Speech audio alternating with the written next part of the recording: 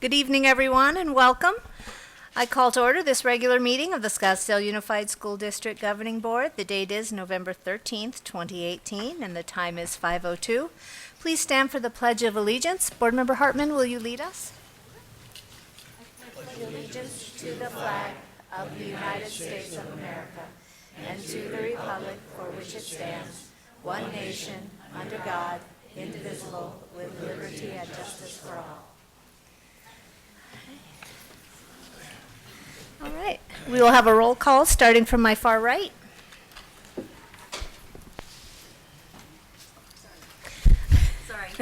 Sandy Kravitz. Allison Beckham. Pam Kirby. Kim Hartman. Barbara Perleberg. All board members are present. We do have a quorum.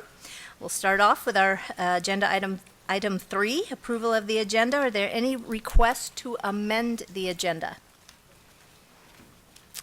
Board Member Kravitz. Can I pull the, I'm not sure, the item with regard to EVIT? Let me scroll down, sorry. Item Q. Consent agenda item 8Q, is that correct? That's correct. 8Q. All right. Board Member Beckham. Yes, please. Could I please pull item M?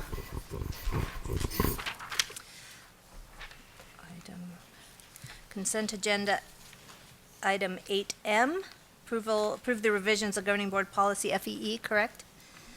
Okay. Any others? No? All right. Do I have a motion to approve the agenda as amended? So moved. Thank you, Board Member Kirby. A second? Second. Thank you, Board Member Beckham. All in favor? Aye. Aye. Motion passes 5-0. And that moves us on to agenda item 4, and we call upon Dr. Creekard to present student and staff recognitions and celebrations. Good evening, President Perleberg, members of the board.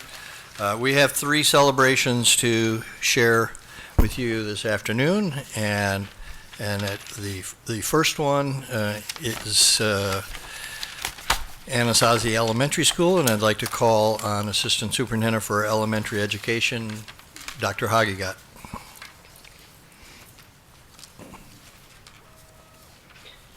President Perleberg, governing board members, and Dr. Creekard, also Sandra. Today, I stand before you because we have a very, very pleasant celebration for one of the staff members at Anasazi. I'd like to invite up to the podium Kyle Bragg and Principal Jennifer Waldron to the podium at this time, please.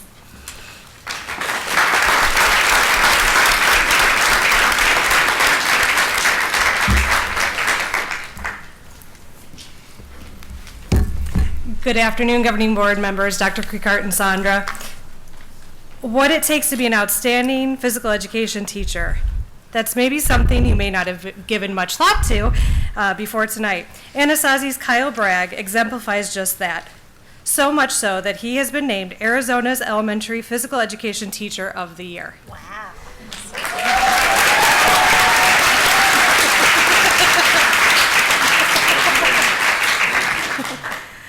Kyle incorporates K-12 state and national standards and guidelines for physical education programs into his lessons. Each of his lessons strives to develop physically literate individuals among Anasazi's kindergarten through 5th graders. He incorporates English language arts and math standards where possible and uses technology daily so students can learn and see through apps and videos to enhance their PE skills. Kyle's comprehensive lessons meet the needs of all learners. He creates a classroom climate that allows each student to feel valued. He knows every student's name, and he's a staple in the Anasazi community. Professionally, Kyle is working on his national board certification, pending status, and is completing his state gifted education certification. He provides professional development at both our site and district levels. He is a leader in the truest sense of the word. It is exciting to know our profession has such dedicated, amazing teachers like Kyle making a difference every day. And as a token from our staff, we have a gift for you, Kyle. It is a letter from every staff member and child sharing with you how much you mean to us and congratulating you, but also letting you know that you are making an impact every day. So we have That is awesome.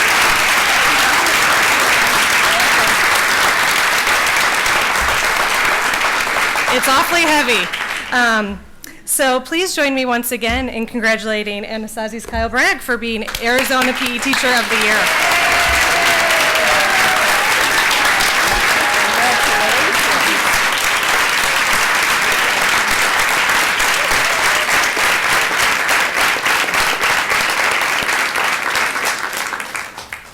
What a great way to open the celebrations. Staying within the topic of PE and sports, I'd like to welcome Director Nathan Slater to tell us some of the outstanding high school athletes. If I can invite him up to the podium, please. Thank you. President Perleberg, governing board members, Dr. Krieghardt, Sandra, thank you. We have two amazing stories to tell tonight. First, I'd like to invite Mr. Todd Stevens, principal of Arcadia, Sheriff Fesenmeyer, Coach McClurg, and the Arcadia girls swim team up to the podium. Come on up, girls.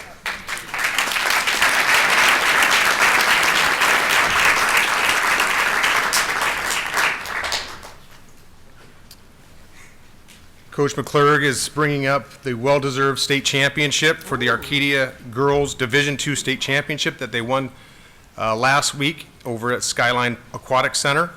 They had an amazing season. They were the 2018 Brophy Invite champions. They were also the second place at the Wolves Invite, the third place at an Eagle Invite, and second place at our SUSD Invite. These are all big meets. At state, Arcadia had two relay teams that were state champions in the 200 medley relay and the 400 freestyle, and they were anchored by Haley, Alexa, Sydney Carlson, and Isabella Fertizzi. So you girls, please step forward to your state championships. If I'm not mistaken, yeah, give them a big round.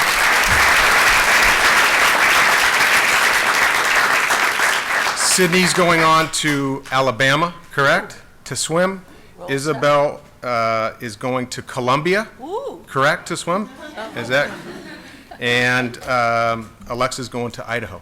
So congratulations. Arcadia, they also had two state champions, Sydney Carlson in the 200 IM and the 500 free, as well as Isabel got a first place in the 100 breaststroke and third in the 50 free that were both school records. Also, Coach McClurg was named Coach of the Year by the Coaches Association for the meet, so congratulations, Coach McClurg. And also, Sydney Carlson was named the Swimmer of the Year, so congratulations, Sydney, again. Congratulations, you girls. We're going to take some pictures outside, and I have your certificates, but congratulations, Arcadia girls swim team. Good job. You guys are good to go. Yeah. Eric. Follow Miss Norman. Staying in the Arcadia learning community, we have the Arcadia boys golf team. If you guys could come on up, Arcadia boys golf. Mr. Stevens, Ms. Fesenmeyer, thanks for hanging out for a little bit.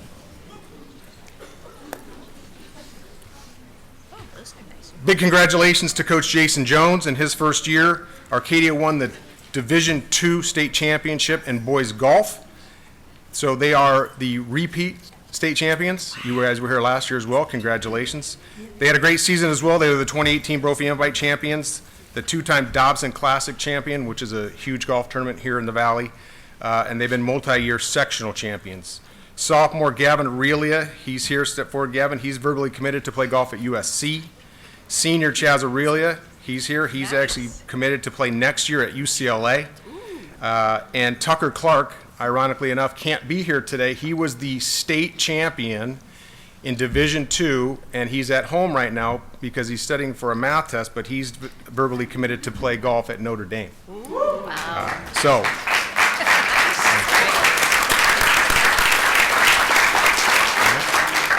So congratulations again, our two-time defending state champions in Division II, the Arcadia Titans. Go Titans! Yeah,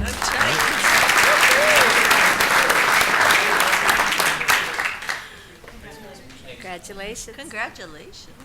Ooh. Does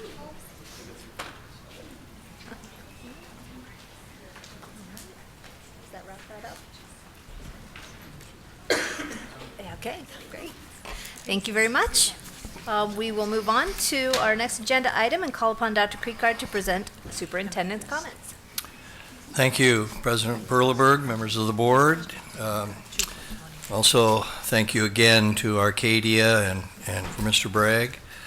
I will have to say that I'm sure to no small degree that Coach Erica McClure, Coach of the Year and State Championship coach, owes much of her training to her middle school principal.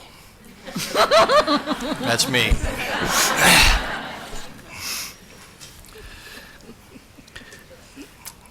And I'm sure we'll be seeing more of Arcadia next month. The Spirit of Arcadia Marching Band successfully defended one of its 2 statewide marching band titles this past weekend at Perry High School in Gilbert. This weekend, the marching bands from Arcadia, Chaparral, and Saguaro will compete at ASU in the last marching band competition of the year. Speaking of sports, 2 Saturdays ago, the district held the second of its middle school sports festivals. More than 750 middle school students on 50 different teams competed against each other in 4 sports: boys and girls soccer, boys basketball, and girls softball. The contest took place at 6 different venues citywide, and the really good news is that nobody got hurt. It was a great time was had by all. The sale of the district's former headquarters at 3811 North 44th Street has closed. The 3.2 acre property that was called the Ed Center for 54 years was sold to Hospice of the Valley for $4.4 million. Money that I'm sure we can put to good use. Thank you. Also recently, I attended an event sponsored by the SUSD Foundation, celebrating some of our school's extremely talented musicians, singers, and dancers. It was a wonderful evening, and I want to thank the foundation for doing such a great job and for being such a steadfast supporter of our students, teachers, and programs. Without a foundation that supplements our budget, there are many things that we would not be able to do that help students take part in different activities that are outside of the normal curriculum, and some of them within. So thanks to the foundation, and it was a wonderful event. This coming Saturday, the 17th, it's the 4th annual Scottsdale Unified School District Showcase, which this year has moved to Arcadia High School campus. The gate opens at 10 a.m. You'll get to hear many student groups perform, including the Desert Canyon Noteheads, Ingleside Ice, and Desert Mountain Jazz Choir. Next to showcase this year is a robotics arena in one of the gyms with elementary, middle, and high school robotics teams on hand. The robotics competition season is about to start, so this will be a great way to see what robotics is all about and how it is a great collaborative activity for students of all ages. A second gym will transform into an art museum in which student pieces of art from all grade levels will be on display. You'll be amazed by what our student artists can do. Our nutrition services department will be on hand as well in the cafe to provide a taste of SUSD, where you can sample some of the great tasting and nutritious food your students buy in their school cafeterias. I'm sure it's more than pizza and French fries. Lastly, we had the situation last week in which a certified employee who was out on leave recovering from a major illness ran out of their time off and needed 20 more days before she could return to work. The call went out to the certified employee group, and within 16 hours from one afternoon to the next morning, the time was donated. 16 people donated a day from their sick leave so that she could complete her time without having to go without pay. I want to thank those anonymous employee donors for their generosity to their colleague. Thank you.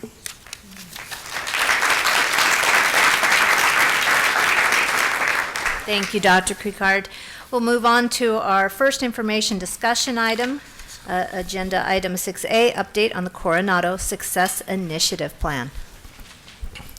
Thank you, President Perleberg and members of the board. Again, I would like to introduce two key people at Coronado High School, Interim Principal Amy Palatucci and Dr. Amy Fuller, the Coronado Success Initiative Coordinator, who has been working all of last year and through this year to help Coronado students become successful.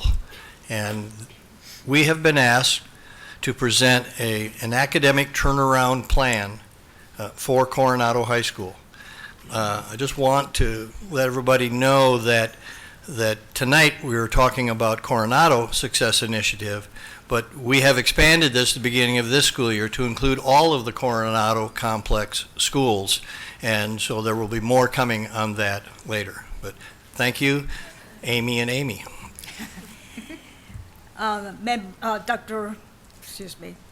Madam President, members of the board, Dr. Krikart, Sadra, members of the community, Ms. Palatucci and I are here to present. First, we'll present a little bit of the foundation of CSI, and then we're going to go into detail. So if you could hold your questions, we would appreciate that, and we'll try to answer as much as possible. It's right here.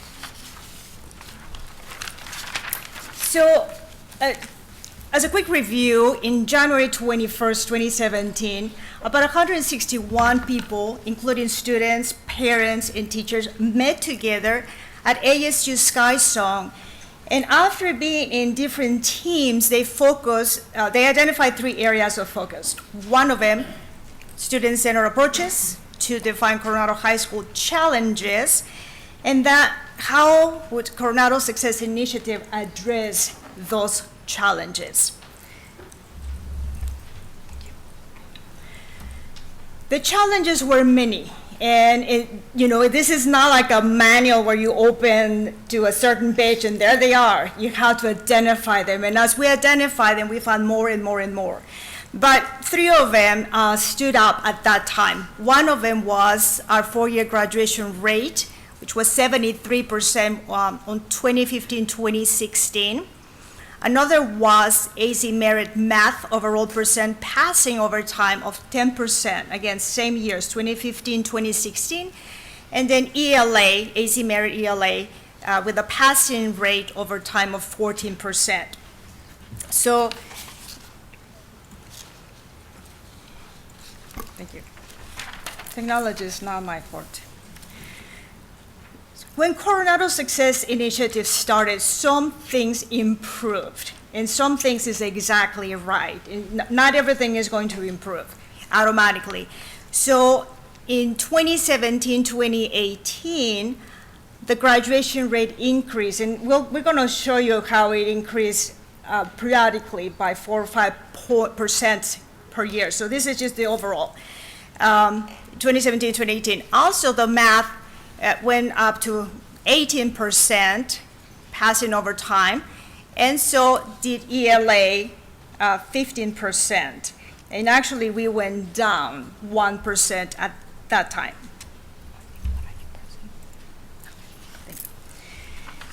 Although we have quantitative data, we also have qualitative data. And both of them are important, especially because we're talking about people. We're talking about 1,000 students and over 63 faculty and staff. So some of those challenges, if you look on the left-hand side, is the Coronado High School challenges, and on the right-hand side is the Coronado Success Initiative. These are just some comparisons that we got to be careful with because some of them we don't really know, and I'll go over some of them. But for example, we know that in 2016-2017, 6 students from Coronado High School took the ACT. Well, when Coronado Success Initiative started, 180 students took the ACT. We know that in 2016-2017, this is correct, 41 students took 65 AP tests. And I have 2 different ones. In 2017-2018, 69 students took 109 AP tests in 10 different content areas, including economics, government, U.S. history, world history, biology, calculus, literature, composition, language composition, Spanish and Chinese. This year, and it's there, I put it there because I'm so proud of these kids. We have about 176 students who are currently enrolled in AP courses. Now, that doesn't mean that they're going to complete the course. That just means they're enrolled in the course, and so it's a good sign for us. We don't know what happened in 2016, 2017 regarding ASVAB, but we know that in 2017, 2018, 179 students took the ASVAB test, which is the Armed Service Vocational Aptitude Battery Assessment. We don't know the results for this test. Unfortunately, we will not know until the end of this year. That's another challenge that we have no control over, but thank you. We know that 89 students completed the FAFSA in the prior year. That's the free application for federal student aid. In 2017, 2018, 116 students completed FAFSA. And following that, we know that 228 seniors, 2016, 2017, filled out at least one college application. And we don't know in the past, but we know that 2017, 2018 ASU I Teach, we started with 19, and I call them interns, but they're also student teachers. There is a difference. Some student teachers are the entire year, and if they're the entire year, they come 4 days a week. If they're a semester student teacher, they come to us 5 days a week. And interns come 72 hours. They come to observe 72 hours in a period of 12 weeks, excuse me. So they're all different, however they're here. So we started with 19, and then fall 2018, 2019, we went down to 17, and next spring, 2019, we'll go to 12. And it's not something that we have any abilities, the students that come to ASU and those that want to do internships with Scottsdale. So, but we have more than actually any school. So what that means is that at times the ratio from a teacher or an adult to a student is 13:1. That means the quality of instruction increases when they're here. So we're very grateful for this program. Moving forward, what are we going to do now that we have, and we just gave you a glimpse of what we've done. But in collaboration with the Coronado High School administration, the district came and combined, we looked at ongoing data. We analyzed the ongoing data and identified priority areas for school improvement. And Ms. Palatucci in a minute will go into very specific areas of that plan related to what we're talking about. We also took a look at longitudinal data to see what weaknesses did we have. Where should we start? Because you cannot do everything at one time, so where do we start? And then we're going to do a systematic approach to supporting all students. So tier 1, think of a pyramid, is all students. Tier 2 is targeted interventions. So some students need more help than others. We target those interventions, whether math or science, or it doesn't really matter where. How do we identify and how do we target? And then tier 3 is individualized, and that means not only special education or English, but we have many students in 504s. We have many students who need this type of help, although they may not have a plan. We have an individualized plan for them to succeed. As we were doing all of this, we took the core purpose in mind as a foundation for the plan. So the core purpose is to ensure that all individual learners reach their full potential. All individual learners include us, the adults.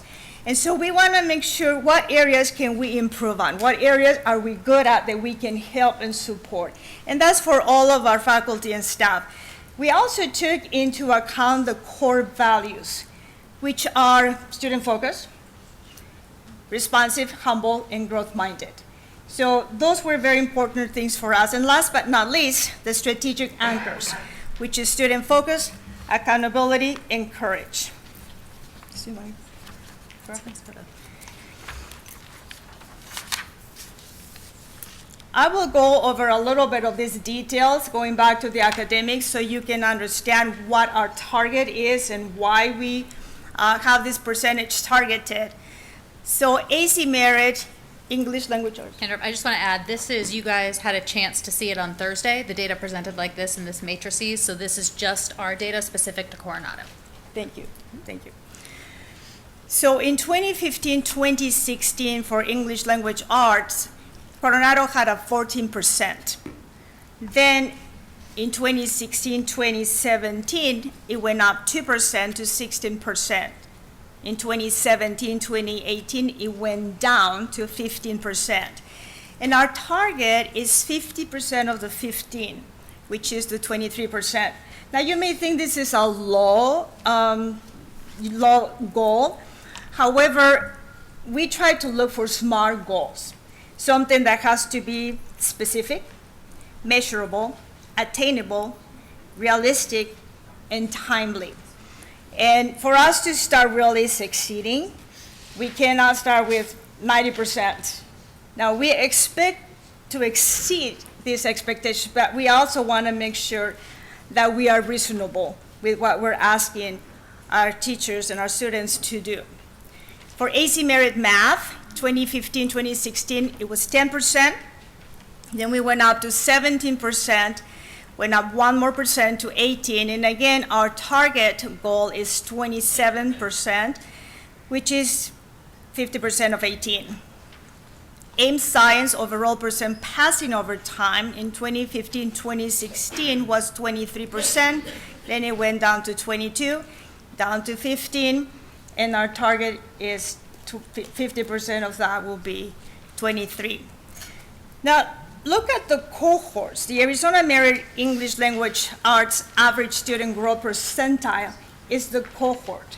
Those students who started with Algebra 1 and then move into geometry, Algebra 2, et cetera. So we're looking at that. We have no data for 2015-2016, but we know that Coronado High was in the 50th percentile in 2016-2017, which is pretty good. You know, 50 percentile is what the state is. Now, do we want to go over that? Of course we do, but that's not far from the goal.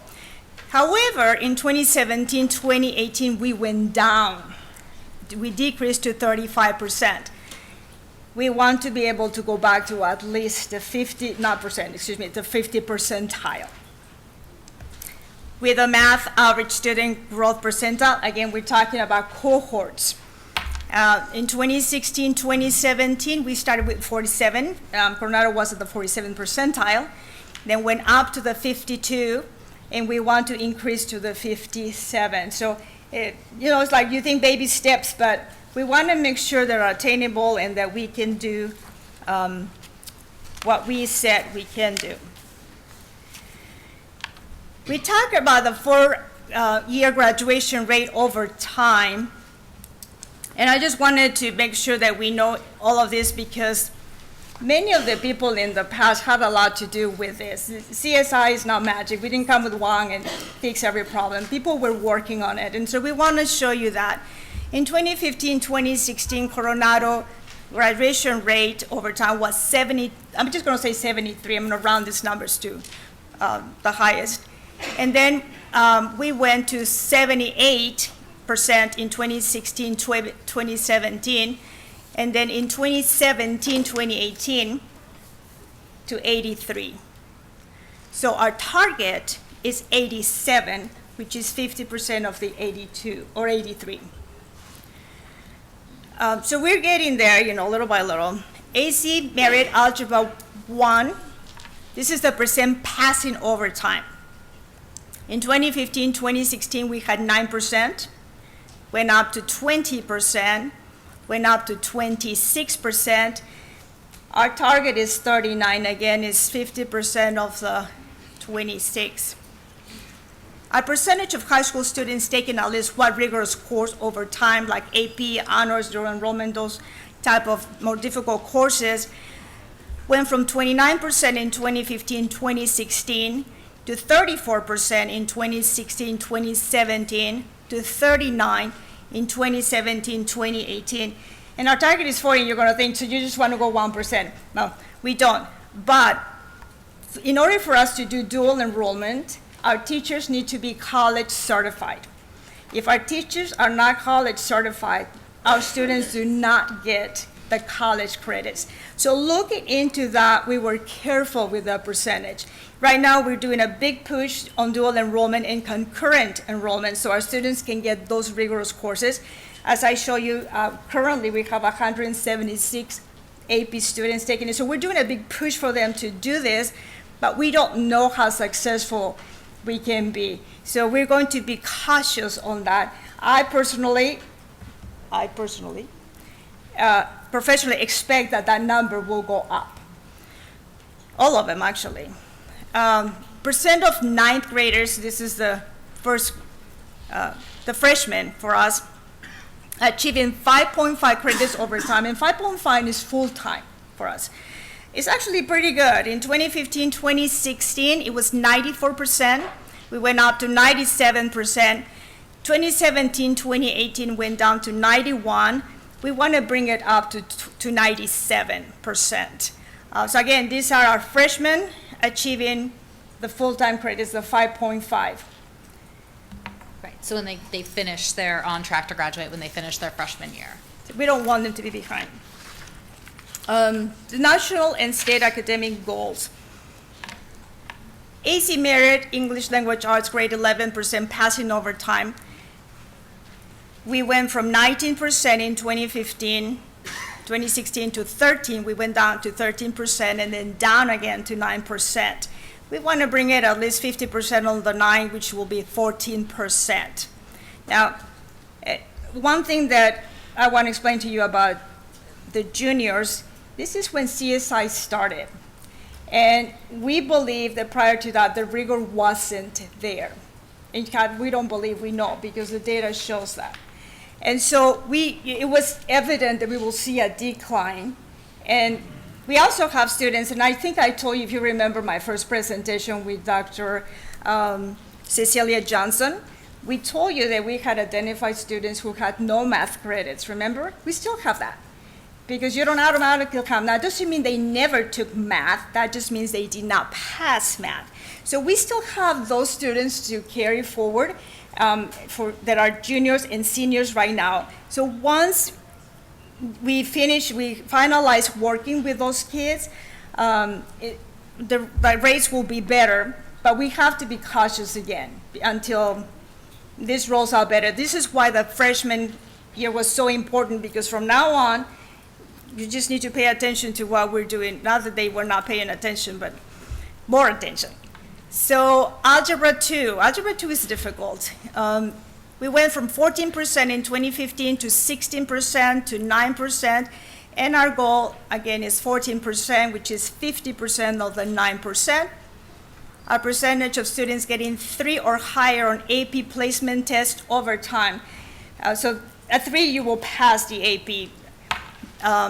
It went from 55 in 2015, 2016 down to 51, down to 46. Now remember that we have a lot more students taking AP tests also. So our scores are going to go down as we have more students taking it. But the culture is going to be that this is what we do at Coronado. And so then this will start changing. The percentage of students enrolling in college at any time during the first year after high school for Coronado in 2015, 2016 was 55%. So a little bit over half of our kids went to college right after high school one time or another. Then it went down 1% to 49, and again it went down to 44. We want to bring it up to 50, just at least half of our kids. Matriculation and persistence, this is high school persistence over time. These are the students who we get as freshmen, and they stay. They go from freshman to sophomore to junior, so they stay with us. It's actually really good in my opinion. It's 2015, 2016, we had 90%. Anything about 90 is good for any school. 2016, 2017 went up to 91%. 2017, 2018 went down to 89%. and our target is 91. We want to go back to where it was before. So before I turn it over to Ms. Palatucci, who's been working hard, very, very hard at this, I want to thank the board. Without your support, none of this would have happened. If you did not believe that Coronado Success Initiative could be done, this would have never happened. And you've been physically with us many times when we've needed you personally, and you've been, as the board, very supportive. So we want you to know that we noticed and we appreciate that. We want to thank our partners, and I'm not going to name them. We had 19 of them, and if I start naming them, I'll be afraid that I'll miss some. But these people, these associations, these groups have given us talent, time, funding, ideas, suggestions. And I was just talking to someone right before the board meeting started about what is a partner. Well, a partner is someone that is with you in good times and bad times. That's my own definition anyways. And these people are. All of the partners we have, you know, whether we go down or up, they're there saying, okay, what do we do? And last but not least, a turnaround is not like driving a bicycle. You know, I see these kids who are phenomenal riding a bike, and they can go down the stairs, and they can turn, and they can go everywhere. Well, at school turnaround, it's not like that. It's more like driving an 18-wheeler, where you have a very sharp turn to make, and you're looking at all of your mirrors, but you need people outside saying, okay, a little bit more to the right, a little bit to the left, you know, back off. To help you turn around. And that's what our partners do. That's what our teachers do. That's what our parents do. So don't expect this to be suddenly like a bike and, you know, here we are jumping around and boom, you know, like a magic. It's not like that. However, it is turning around thanks to our administration, thanks to our teachers and parents and great students that we have. So now we're going to hear Ms. Palatucci explain all the details. Right, members of the board, Dr. Creekard and Sandra, thank you for the opportunity to share the key components of our plan today. Our continuous school improvement plan focuses on 5 key areas this year. For the purpose of this presentation, I'm going to focus on English, language arts, math, rigor, and graduation. Our continuous improvement plan was built with collaboration between all of our staff, or some of our staff, a team, my administration team, and some of them are here tonight, so thank you for everybody who came tonight to support us as we present these key details. We also designed this plan with the core values in mind, as Dr. Fuller mentioned, to ensure that all of our students meet their full potential. So as Dr. Fuller mentioned, we have it kind of organized in a pyramid. So the pyramid system, or this multi-tiered system of support, can best explain our strategies for reaching our goals, the targets that Dr. Fuller presented. First, and the most important factor in our success and our student success is first best instruction. Our teachers and their instruction is the best tool we have. In order to help scaffold teachers' instruction to higher levels of rigor, we as an administration team have increased our presence and support in the classrooms. We created a walkthrough tool to systematically provide meaningful and consistent feedback to all of our teachers. We have also added several formative evaluations for teachers. All of this ensures that all the teachers are implementing district curriculum maps as well as other supported adopted materials with fidelity. Additionally, teachers are creating and implementing structured lesson plans and differentiating instructions for all learners. This allows us to constantly assess the skills of our teachers and staff and provide the needed supports and resources to help them grow. For example, our teacher instructional leaders this year have provided supports and mentoring to the teachers that need it. We also have our district level coaches coming in and frequently supporting the teachers. And we have our on-site Title I instructional coach providing targeted support for our teachers. We also have supported professional learning communities so that time spent collaborating is focused on students, instruction, and the discussions are data driven. Next, still in this tier 1, we are providing data-based, meaningful opportunities for professional development that supports our teachers' needs. This includes our work with ASU that supports our CSI Saturdays. We are implementing problem-based learning strategies with a focus on literacy across all subjects. In addition to our work with ASU, our professional development has focused on effective community engagement and strategies for rigor. Just this last week, we had professional development on community engagement. Out of that, one of our intervention teams and administration came up with the idea of doing a telethon. So last Wednesday, we redid some of the professional development on family engagement, gave the teachers some ideas, and then the goal was every family got a phone call. So reach out for the family, they're part of this as well. But it's going to take a team of us to make sure our students are getting what they need. Got a lot of positive feedback from that, even just students. I tend to greet the kids at the gate every day. They came in and they were like, hey, I got a call just saying I was doing good last night. So I think that went pretty well. Another significant component of our work this year is the interventions for all students. We're passionate that all of our students need to learn and grow, no matter where they're at in their educational journey. With that in mind, the intervention system, the intervention supports have been built in for every student throughout the day. Last year, administration was up here proposing a bell schedule change that would allow for 30 minutes of intervention throughout the day. This was known as the RISE hour. We have implemented this successfully this year. And any student can go to that. So if we're looking at this tier 1, that would be students who are self-selecting to go for additional help in their classes. In addition, as part of CSI, teachers are in their classrooms for an additional hour after school Monday through Thursday to provide support for all students. In addition to these two interventions, we also have the library opened before school every day for students and after school, either run by a staff member or ASU interns. All right, as we move into the scarlet portion of the triangle, all the components of tier 1 are still in place and progress to tier 2. Tier 2 focuses on the targeted interventions. Teachers assign students who are struggling or demonstrate the need for additional support to their RISE time. Teachers can also assign students to after-school interventions. Curricular supports are also in place with a focus on math and ELA. Social emotional supports groups have been established and are on campus and available to students as well. We have an intervention team. We have a couple different intervention teams actually that meet weekly and they discuss specific student needs. We've also put together a referral process so staff members can refer students to be looked at by one of these teams. We are fortunate to have our title specialist, a behavior specialist, and a social worker on these teams as well. So those are some additional supports for Coronado. And then Tier 1 then focuses on those individual plans for individual students. The success of the tiered system of support is to ensure that all of our students are prepared to graduate on time and and be ready for their post-secondary goals.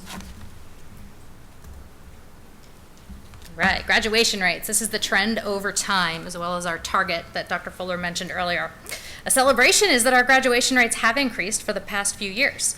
Our goal is to maintain this level and have data-driven plans to grow our number of graduates. Last year, many students were able to visualize that college was a possibility in their post-secondary future where some might not have thought that before. It's just a couple stories. We have a couple students that have really touched me when you just walk around and talk to some of our students.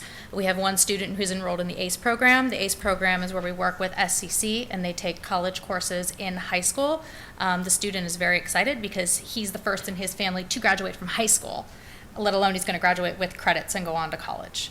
So that's a big success for us. We had another student the other day who came into the office fairly late, was worried about getting his fee waiver form for the SET and the ACT because he was going to miss the deadline. Again, this student was just beaming to tell me he's the first student from his family that's going to graduate from high school, first student to take the SAT and the ACT, and will be the first student to go to college. So keeping up with that mindset. So here are some of the plans we have to kind of grow this target number. This year, we were promoting the mindset, focusing on your future from day 1 of your freshman year. Freshmen take a college and career readiness course as an elective. This course focuses on developing the skills needed to be successful in school and beyond. We have increased the opportunities for college and technical schools to come on campus. We've also increased the opportunity for students to take college and career-related field trips during the school day. This week, right now, seniors are participating in a new event called Focus on Your Future. During this event, during this week, students are participating in college and career-related activities. We modeled this off of what they did last year. It was November 1st last year, and it was a college and career day. We've expanded this to a few different days, and this week for seniors. So some of these activities that seniors are doing currently are they're examining their post-secondary options, and then they're using the Bureau of Labor Statistics to research their career choices. They're preparing to fill out college applications, learning about ways to pay for their further education, learning about and filling out the FAFSA, and learning about scholarships. We've also been holding many FAFSA workshops this year at night for our families. So far, we've had 62 students attend and 92 parents or guardians attend one of these workshops.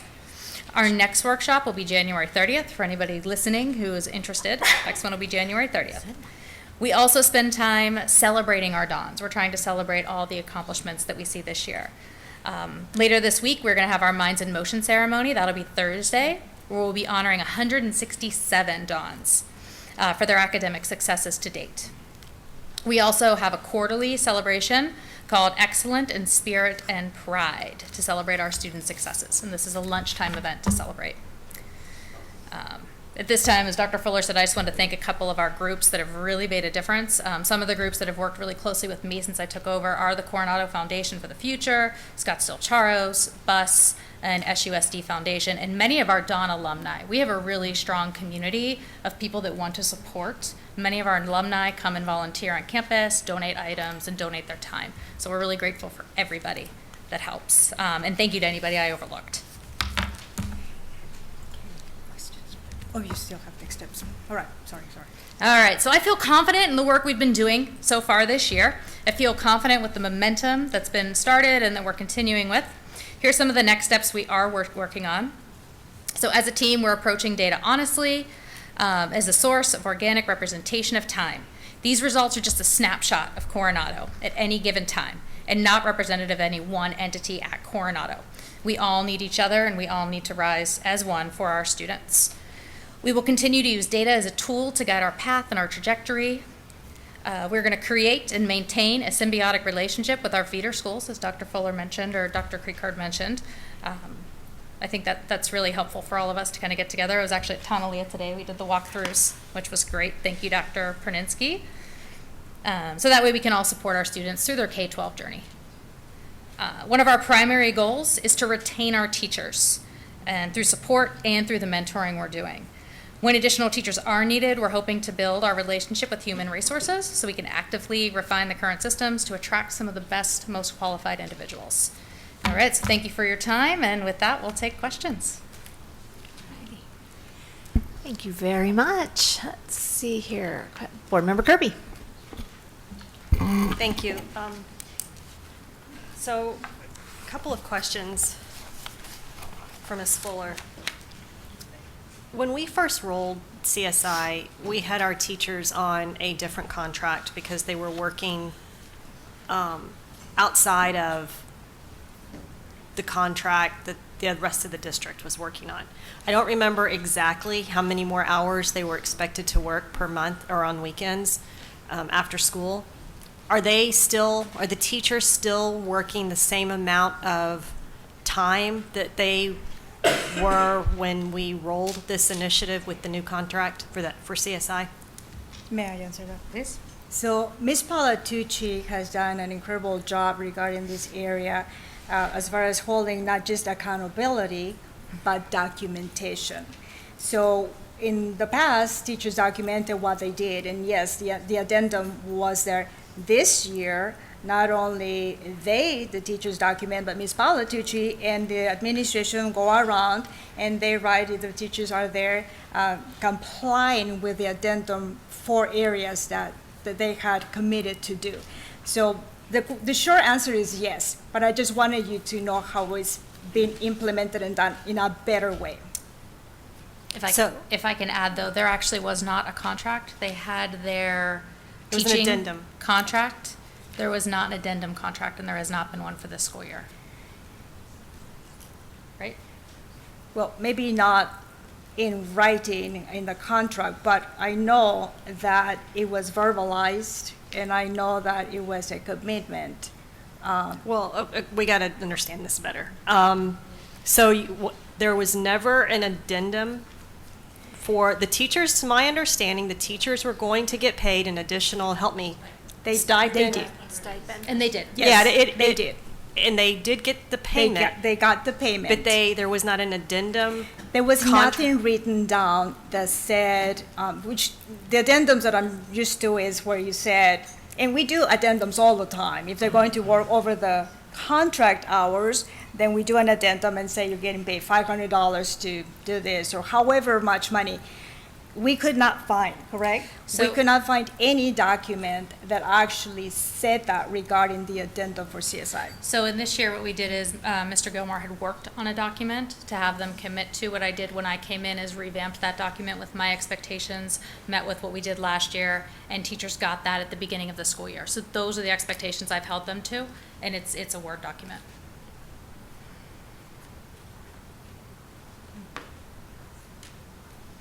I see Dr. Creekgar writing, so that's good.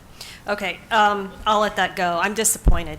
I don't know, I really don't know where that fell, whose plate it was on, but that's incredibly disappointing. Second question that I had was with respect to feeder school.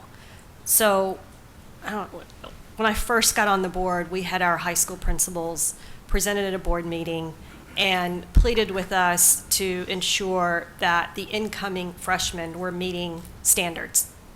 So my question to you is, are you tracking your incoming freshmen over time, similar to how you're tracking just within Coronado, to see if that is moving in the right direction as well? We are tracking, and I have the data under my chair if you'd like to look at it. And this is why these conversations are so important, because it's nobody's fault if the kids are not doing well by the time they come to us.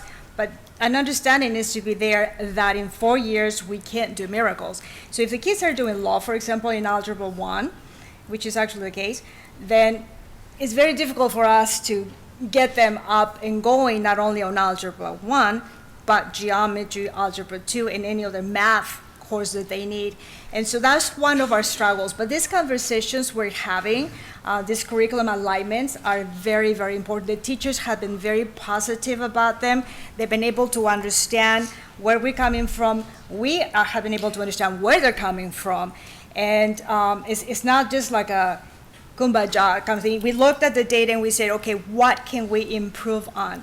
And so actually the principals in our community, the Coronado Success in Community, have goals specific to be able to reach that goal.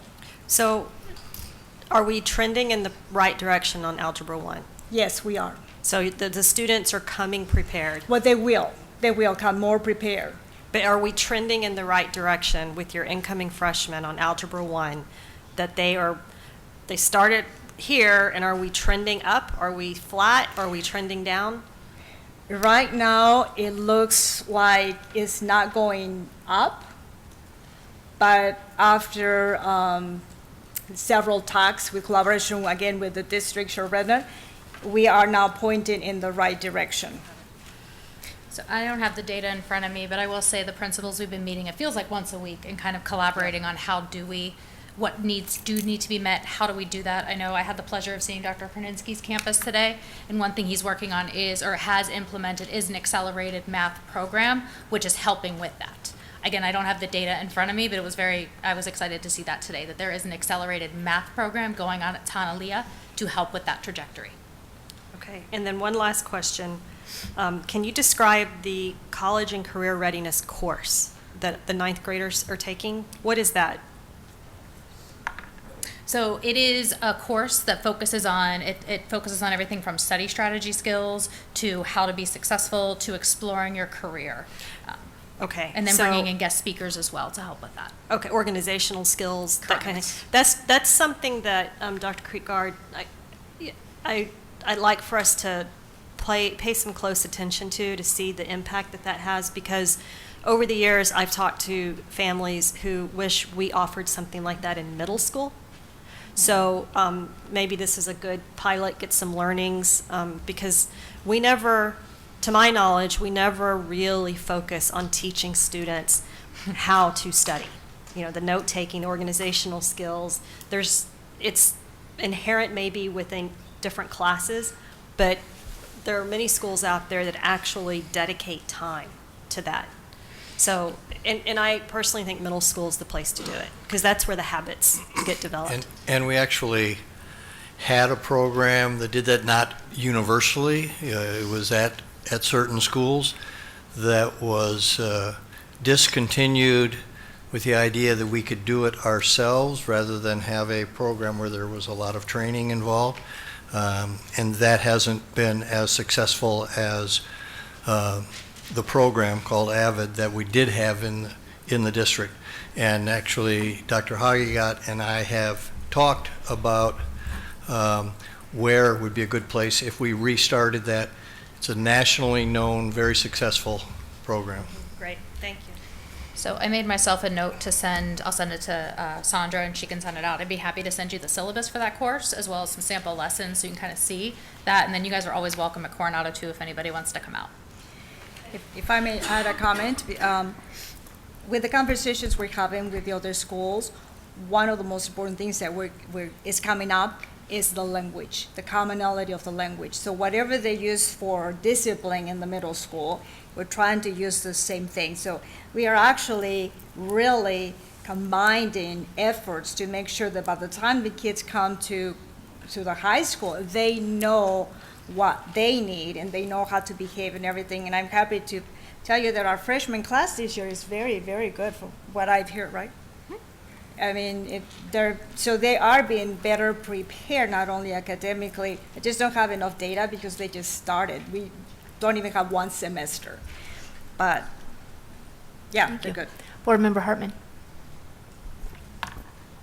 So, thank you, and thank you to both of you and to administration and the staff who've really been committed to this, because it is important to our students, so thank you so much. And it does look like, I mean, there is a lot of data that's going in the right direction, so, and things don't happen overnight in this, to turn something around, so the 18-wheeler versus the bike is probably a pretty good analogy.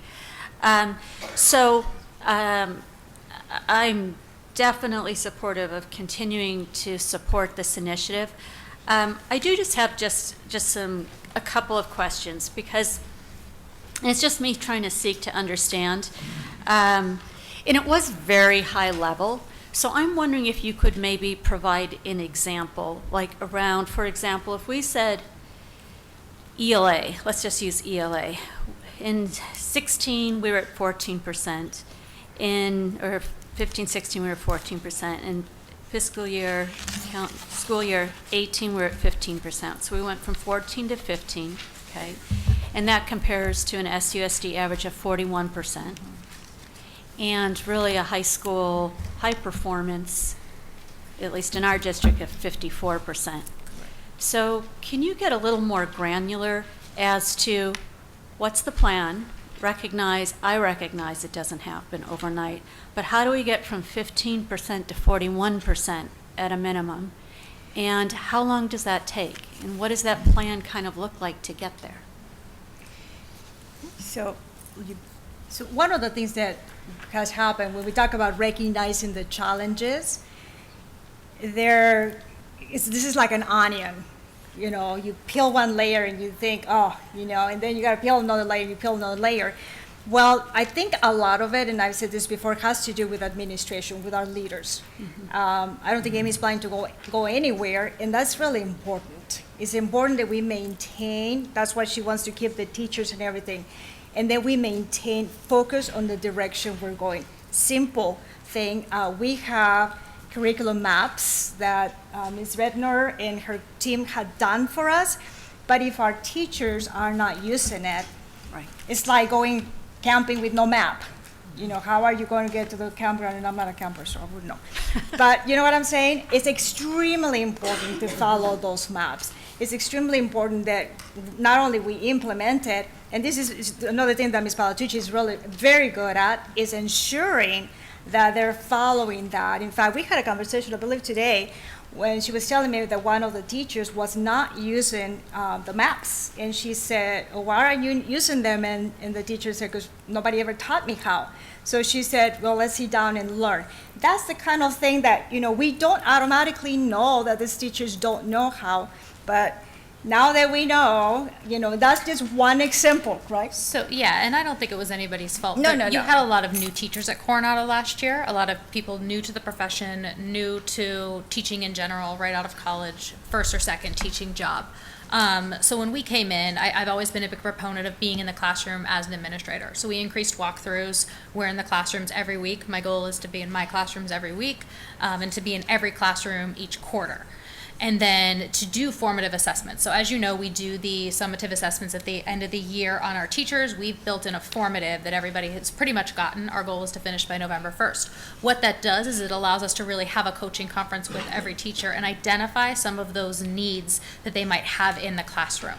We're also looking at student data as it pertains to certain teachers, which gives us that starting point for the conversation. What do you need to support these students? And again, that comes to, some of it is coaching by us, some of it is using our teacher instructional leaders as model teachers to open up their classroom so they can see those and see those teachers teach, and then getting our Title I specialists in there as well, and then building in these supports for these students. So when we looked at the data last year, when they looked at the data, many students couldn't come to after school intervention for support based on home situation or just some students' work. There were some reasons. So I think building in that support during the day has helped as well. Also because students are able to get that remediation if they need it from their actual teachers.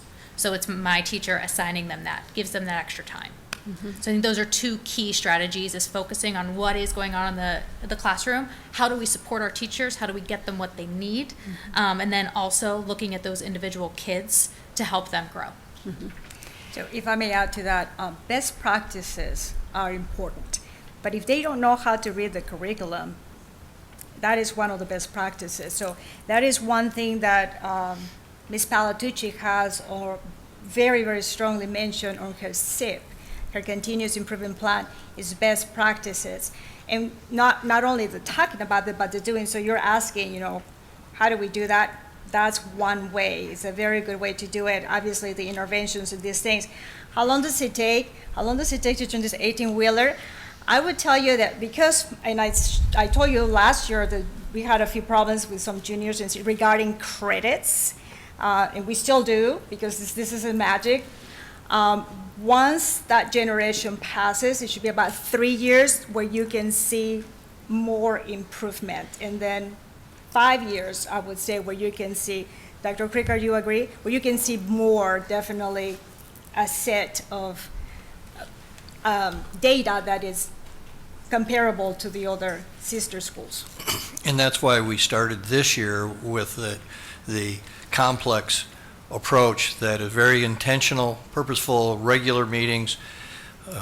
We had always had this idea that principals would talk to one another and would coordinate their efforts, but it wasn't monitored nor assisted with our resources to the extent, certainly when I was a principal, I didn't have the kind of resources that these principals are now getting in that complex.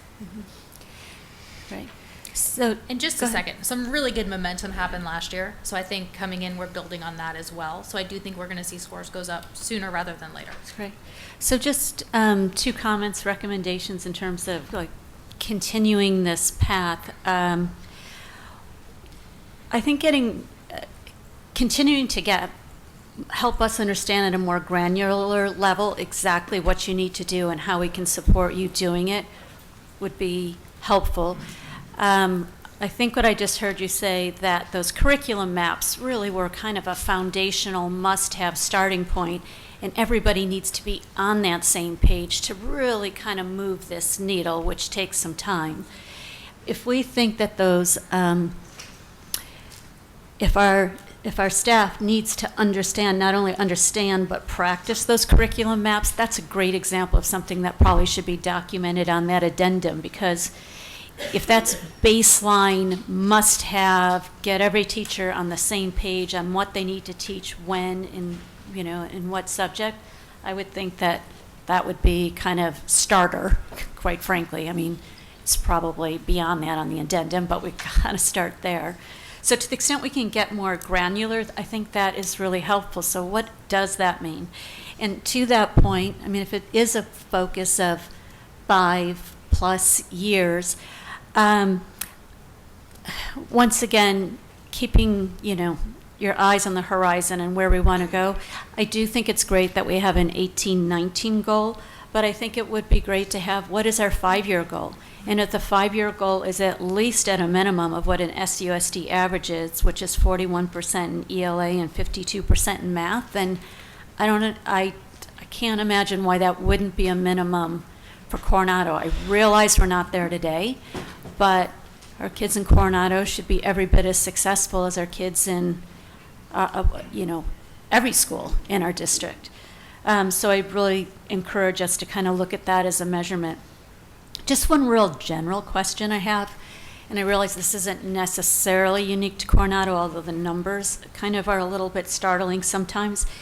If we have a 15% ELA and 18% math proficiency, how are we graduating kids?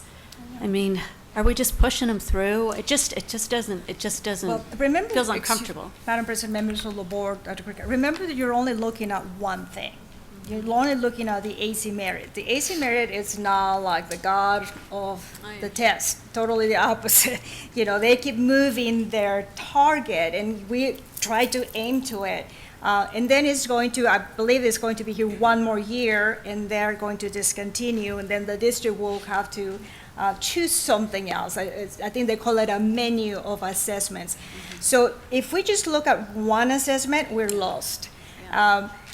We got to look at our formatives, our weekly or biweekly assessments that every teacher does. This is what PLCs are so important, so they can compare.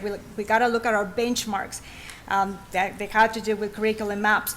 Our classroom behavior is extremely important. If kids don't behave, they're not going to learn. And guess what? No one in that classroom is going to learn either.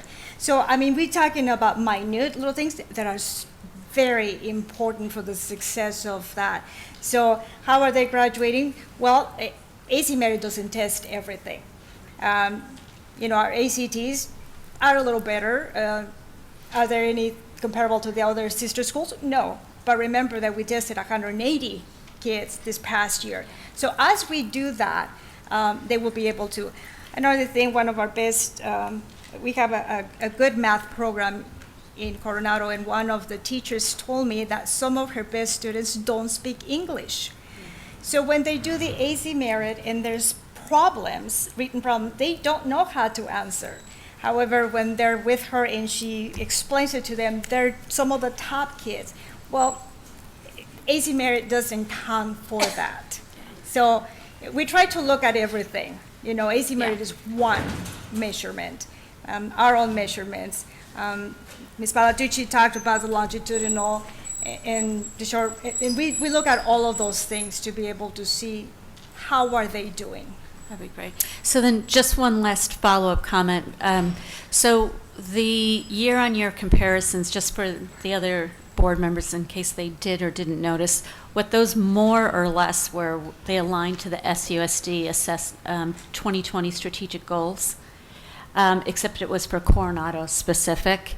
And so I think that's the right way to look at it, because you look at it at a high level, but really SUSD cascades into high schools, which cascades into learning communities. So starting to be able to see that side by side, so we truly understand the performance of our high schools side by side, not as a stick, but as a carrot, to sort of just shine a light on what we need to do and how we need to share practices. But to that point, the metrics that we did look at didn't include all of the 2020 strategic goals, of which ACT and things like that were part of. So we do need to see the full gamut, so that it's not a selected set of, and even though they're fine, but the whole perspective. So we know, because you're right, just one data point doesn't tell you the whole story. But seeing all of them side by side, I think, begins to give us more context to be able to understand this information so that we can support you the best way that we can going forward. But I really just want to commend just the commitment and the leadership that you're both showing and the team, and really appreciate the work you're doing for our students. So thank you. Thank you.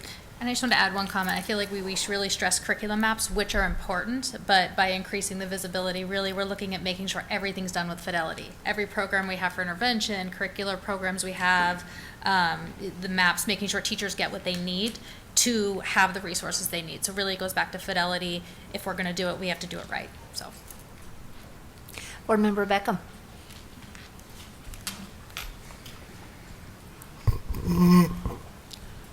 Thank you for the presentation. I think my face probably shows it, my voice will tell it, and I wish that I could come up and be more grace-filled and optimistic, but I think I'm in shock. I knew these numbers, but I think that hearing it today, I was hopeful because of last year. I thought we would see some progress, and the progress was very minimal. What I heard tonight, and I wrote down several questions I'd like answered, but I don't think I'm going to ask them here. I think I'll just try to make this short. I'll be the person that gives you tough love. I've heard about teachers, I've heard about plans. If I have the student and I'm at a school and 14% of the kids are proficient at AZ Merit, that means over 70% of the kids aren't. And if that is one of my child, what I heard tonight does not give me confidence that you're going to be remediating my child to be able to graduate at the level that they could go into a career, a job, or college, or a community college. Because 70% of those kids were not proficient in math or English based upon Arizona merits, which is not is not senior level courses. It is geared towards the sophomore. It is geared towards the math portion is Algebra 2, and the English portion is sophomore to first semester junior. I would like to hear, maybe it's not in a public setting, but I think that we need to come in with some more specifics, especially geared towards the students. What are we going to do for each individual student that wasn't proficient? And I'll just leave it there, and I will ask my questions later. Thank you. Thank you. Board Member Kravitz. Thank you. I would just like to request, and this is not to put Dr. Praninsky on the hot seat, but I would like to understand what we're doing holistically for the whole community. I know there was a presentation last year. I would like to see what's going on, because I know that they're working very hard at Tonalea. We can't expect, our teachers are very good, but we can't expect miracles if, there's only so many miracles we can expect, I should say, if our students aren't prepared for high school. And I would like to know what we are doing for our students at Tonalea to help them be successful when they get to Coronado. There's a whole nother dynamic at Tonalea. I know that some of the students, maybe they cycle in and out a little bit more, and that probably happens here too. I'm interested in seeing data, if we can break it out, of students who have started in kindergarten or first grade and gone through and graduated from Coronado, and how are those students doing as well. But this is a bigger discussion.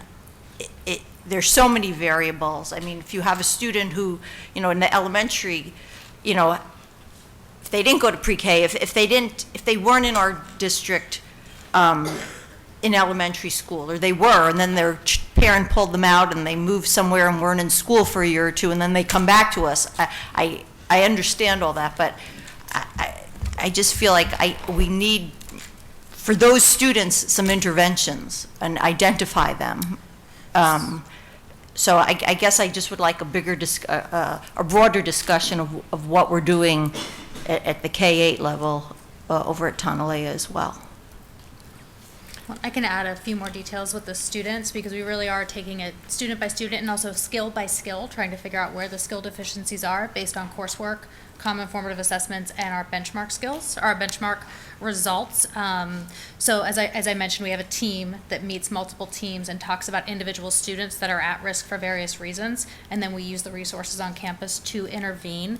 The thing about AZ Merit, and we're taking it very seriously, and I have a feeling we're going to go up. I'm actually planning data meetings with the students where I'm going to sit down and go over their data with them, and my team is going to help me go over their data, and we're going to kind of challenge them to compete against themselves, just themselves. If you could score better than you scored last year. There's not a whole lot of buy-in, and I've seen this at all the schools I've been at.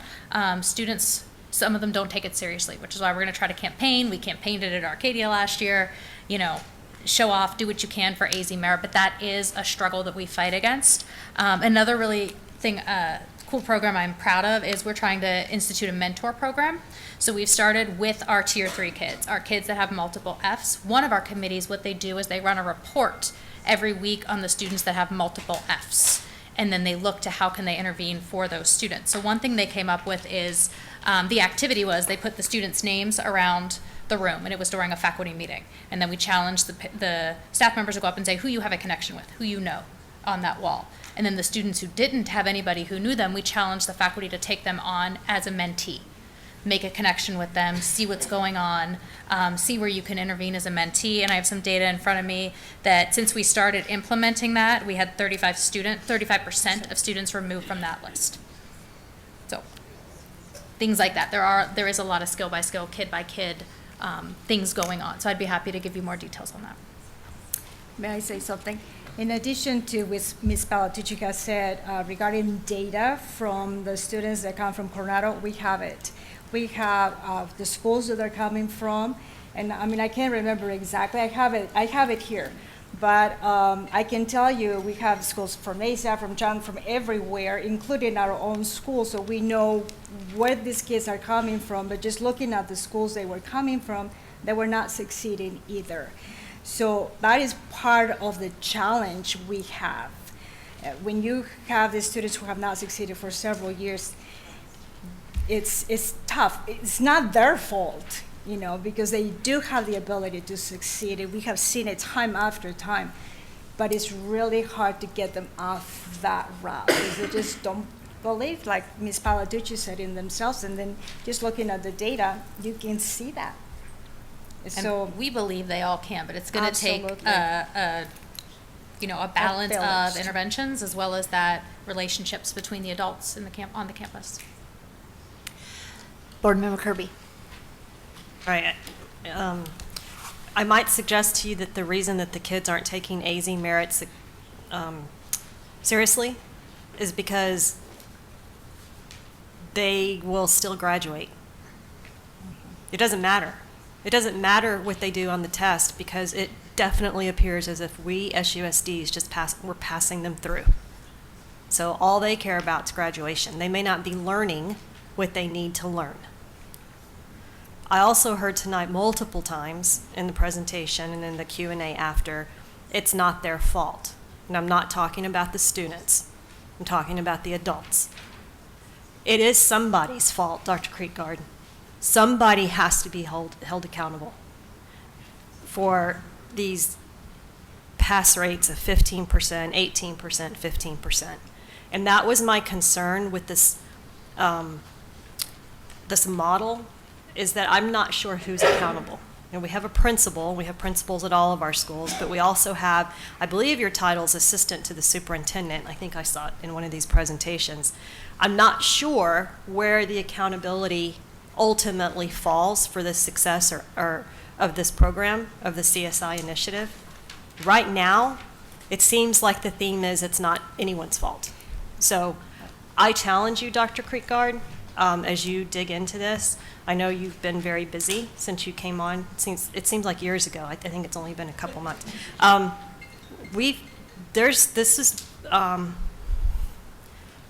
been a disappointing presentation tonight. The content, not the delivery, but the content. And I challenge you to really, if you need to restructure this, give that some serious consideration. And I accept that challenge.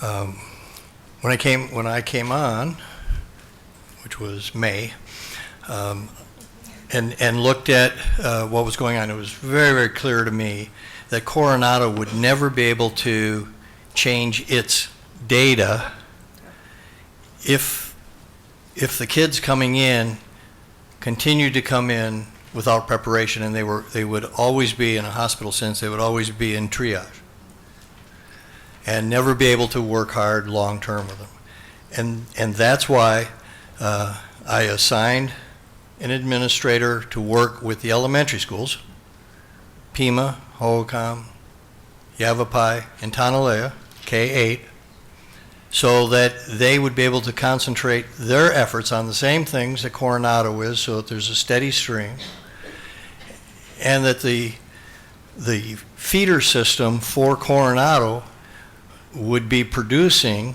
kids who were ready to do high school work rather than mediation. And remediation is necessary, but it shouldn't be the common course of study. These principals, the high school principal, and all of those elementary principals have been meeting regularly with other staff and have focused their efforts on those pieces that will make them most successful with the most needy right now, and put together a long-range plan. But it has only been since school started this year that they've been meeting and focusing on that.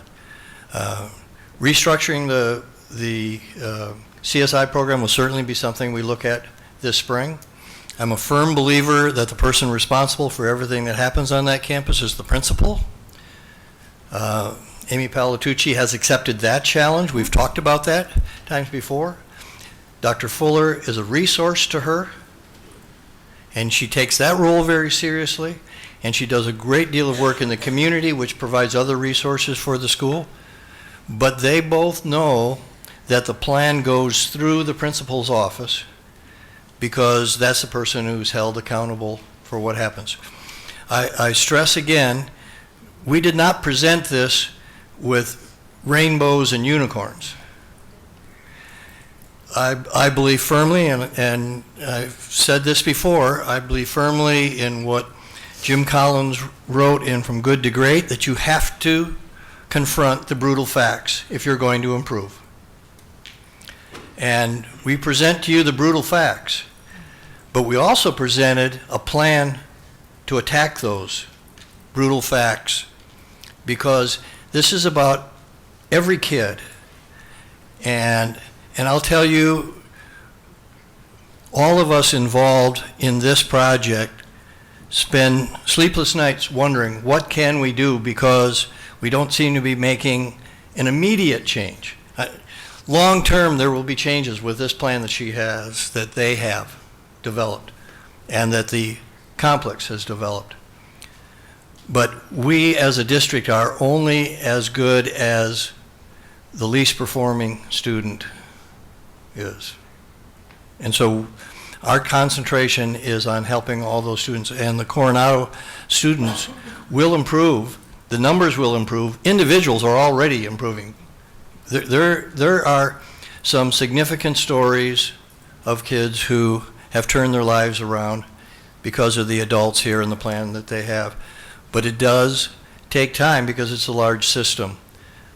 I have confidence, but yes, it's a challenge, and we accept that challenge. Thank you. I just want to throw my 2 cents in here as well and speak to your points, Dr. Creekard, because I understand it is not easy to see these numbers. It hasn't been for these last few years as we've shined a light on the Coronado complex. But I guess I have been, as many of my fellow board members have been around long enough to remember the days where we didn't even talk about these numbers. So to your point, Dr. Creekard, these last few years that we have dug in and pushed away the curtains and the rosy colored glasses and focused in on this complex like we needed to, and talked about the truth and the realities, and no, we're not here to place blame, but we are here to identify where the issues are and what was not getting done and what needed to be done. So I am very grateful that this fire has been lit the last couple of years. I understand it's not burning as bright as we'd like it to be, but I'm grateful for it. And I don't think there's any way we can let ourselves get disheartened by the progress, because giving up on this initiative is almost like giving up on kids. So I know that no one's saying that tonight. I know that. I just want to emphasize that too, that no one wants to give up on this initiative and no one wants to give up on these kids. So I'm just going to throw that out there. I got to be positive this time. That's awesome. Board Member Hartman. Just to kind of underscore some of the comments, this conversation is exactly the right conversation to be having. Even though we don't like the facts, it's the right conversation because you have to start from a place of brutal reality. So just underscoring a couple points, this is a system change. It is, and by system, I'll use that as complex. There's many systems at play here. But a system at the complex level and accountability and all those things are prerequisites to success. Another piece of information that I think is incredibly important that we don't lose sight of going forward, particularly as we're contemplating getting rid of AZ merit scores at a state level, which for me, I mean, I realize we don't want to teach to the test, but it's a standard, it's a benchmark, and if you don't know where you're at and you don't know where you want to go, good luck. Chances are you're not getting there. So if AZ merit is optional or whatever the replacement is, I strongly encourage we continue to monitor and measure data on a comparative basis. We have to be able to see it across our district.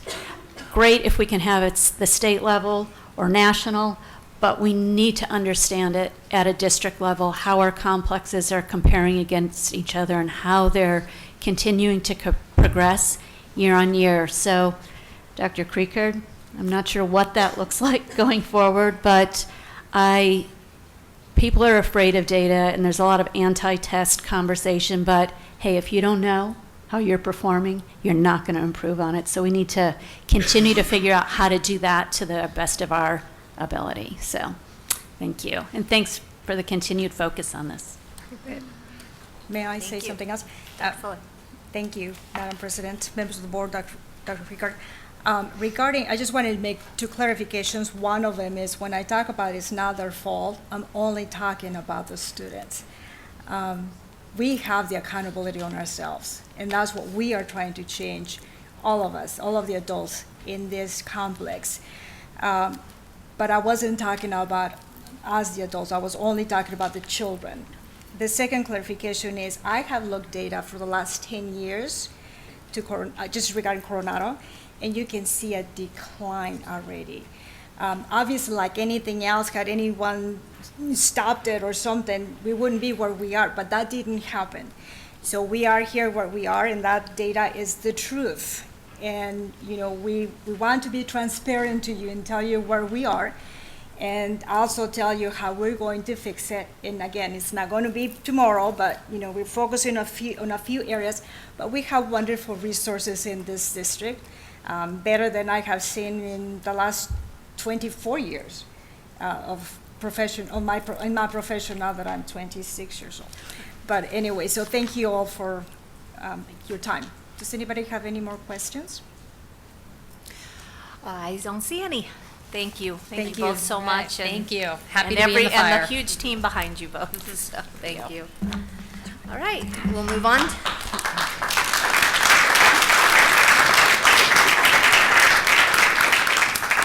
We'll move on to our next information discussion item, agenda item 6B, fiscal year 2018-2019 financial report.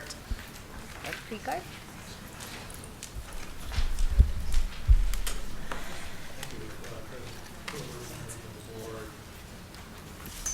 Now that I turn my mic on, again, introduce for the financial report, Mr. Gadd. Madam President, members of the board, You have the report, the 4-page report here. It's through the end of September. Page 6, the front page is your your budget control funds. And page 2 are the cash control funds. And you may remember from our previous study session last week, we are emphasizing when we talk with you lately or subsequently about budget to look at the Medicaid reimbursement, the school plant, civic center, and indirect cost cash control funds. Those are where we intend to spend some of our time and make recommendations to you regarding the balances in those 4 funds. Page 8 are the student activity balances. Everybody has got a positive balance at this point. And then the last page brings you up to date on the bond. We have $34 million of the last sale amount that's uncommitted. We've sold about $100 million of the $229 million authorization. 34 of that sale amount is available. The remaining amount to be sold is $127 million. So if you have any questions, I'll be happy to try to answer them for you. Any questions? No? Nope. No questions? Well, wait, I do have Oh, one question. Board Member Hartman. Oh, so close. So close. Yeah. Thank you. Nothing was up on the screen, so I don't know how to communicate this, but I'm looking at the bond report as of September 30, 2018. I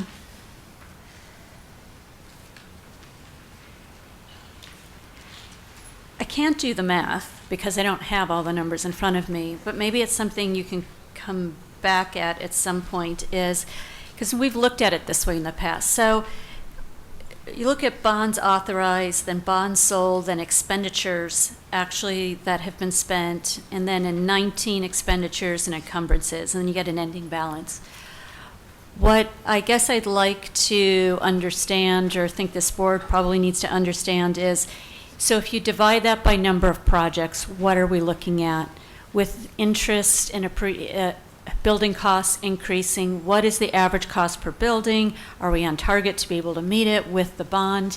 This kind of is a snapshot at the moment, but we also need something that shows us what the future looks like so that we can pace ourselves forward at a pace that makes sense and know we don't want to be, the last school doesn't have enough money. So, and by delaying decisions, what's the impact on the process? So I guess that's probably maybe more of a follow-up item, if other board members are interested in that. It probably is a follow-up item, but I know exactly what you're after is with this balance, what can we do? And remember, we have lots of other projects that are mixed in here instead of just rebuilds. There's lots of maintenance projects in here. So we will do our best to get something to the board the next week or two that kind of says, these are the items that are left that were included in the bond. This is the estimated cost and how that compares to what we have here. We'll try to put that together for you. Any other questions? All right. Is that it, Mr. Gadd? That's it for me. All righty. Wonderful. Okay, our next information discussion item, Agenda 6C, first read of revisions to policy GCQA, professional staff reduction in force. Nobody get nervous. It's just policy.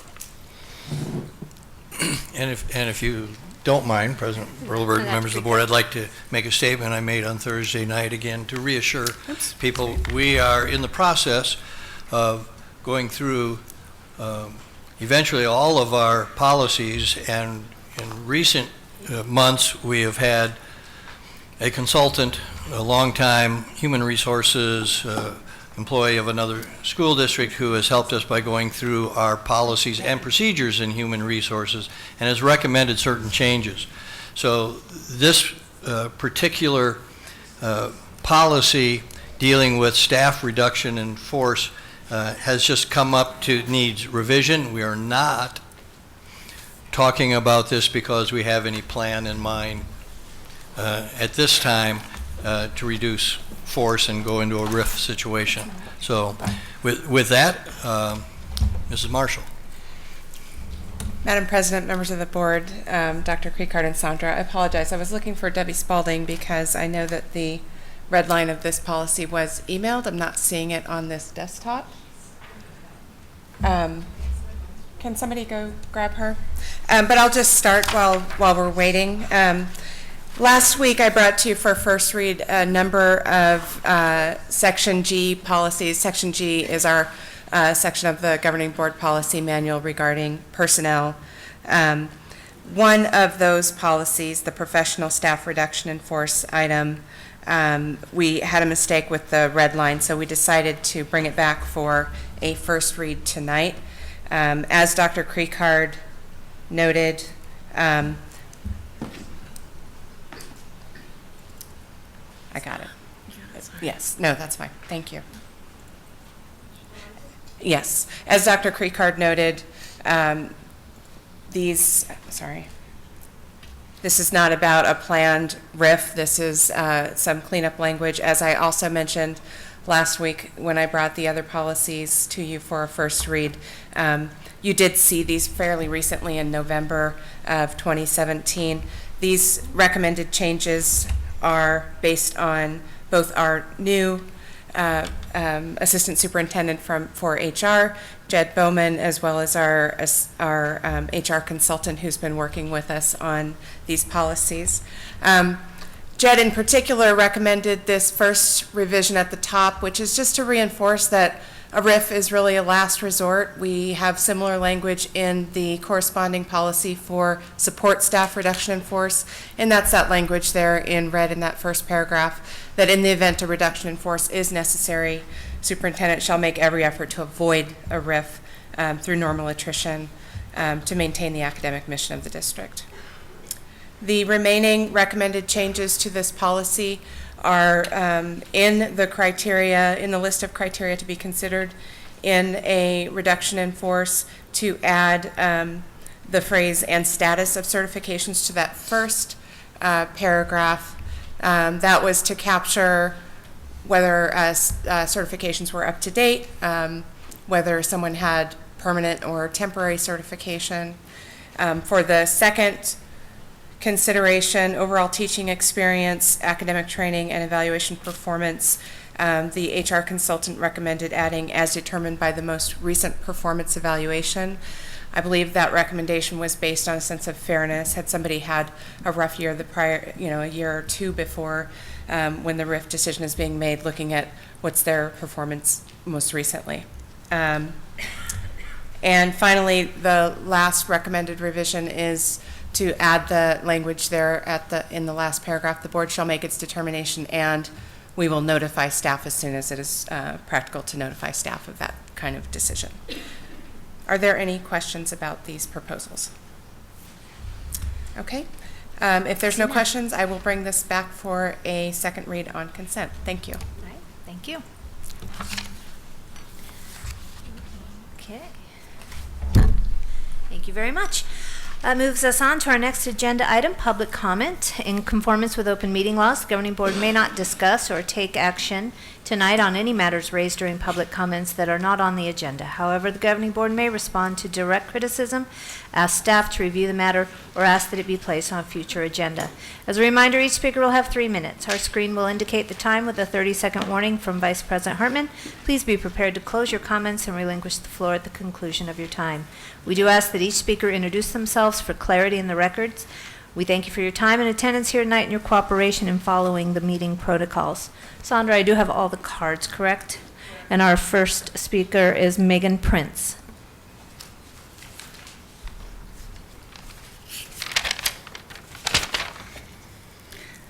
Hello, board members.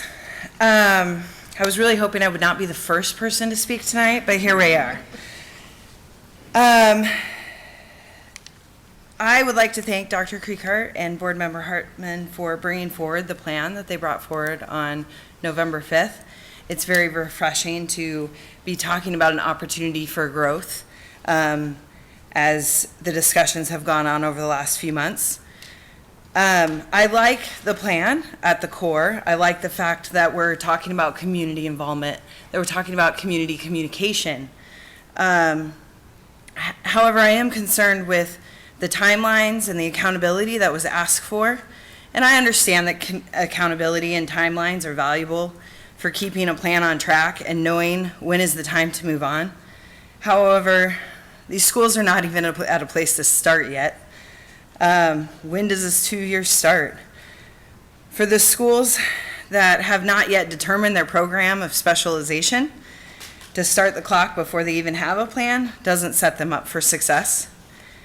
For the presentation that Anasazi gave, it seems like they have a good start, but they're not even at a go point yet. And us at Navajo, we don't even know what's going on with rebuilding our school. We don't have the resources that we had at our old school. How do we increase our enrollment when we're not even in the building to give tours at? That may seem silly. What's a building? Well, when I toured Navajo, things like the playground, as silly as it sounds, was important to me. Navajo building had a separate playground for kindergartners. As a first time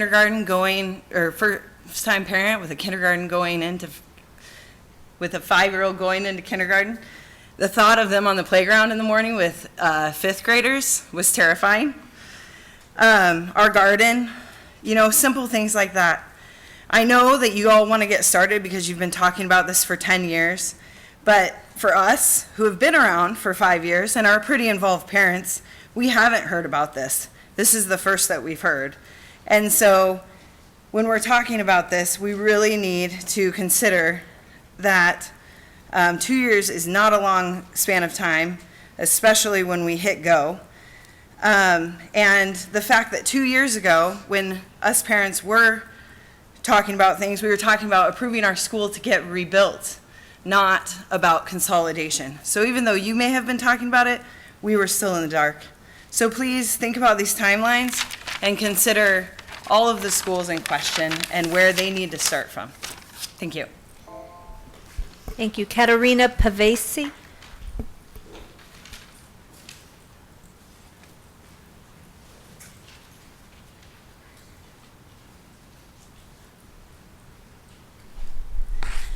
Hi, my name is Katerina Pavesi. I'm a parent of 2 bright, open-minded children who go to Navajo. First, I want to thank those of you who voted to restore and improve security and maintenance to Navajo. Our situation is very temporary at the Oak location, and I have yet to hear of insurance money going to Navajo, and we are going on 3 months post-fire. I live down the street from Navajo, and in the past months, I've seen activity wane from grounds work to lack of insurance information. There are a few grounds crew working to keep the soccer fields up, which is nice to see people using Navajo on the weekends. However, there are still anxious feelings about this board, and we have to keep our guard up with the board, as Navajo is on the chopping block for possible closure and consolidation. You're leaving it up to the schools to increase their enrollment numbers. Just last week, Navajo had a kinder roundup. And how is Navajo to increase enrollment when our school is at a temporary location?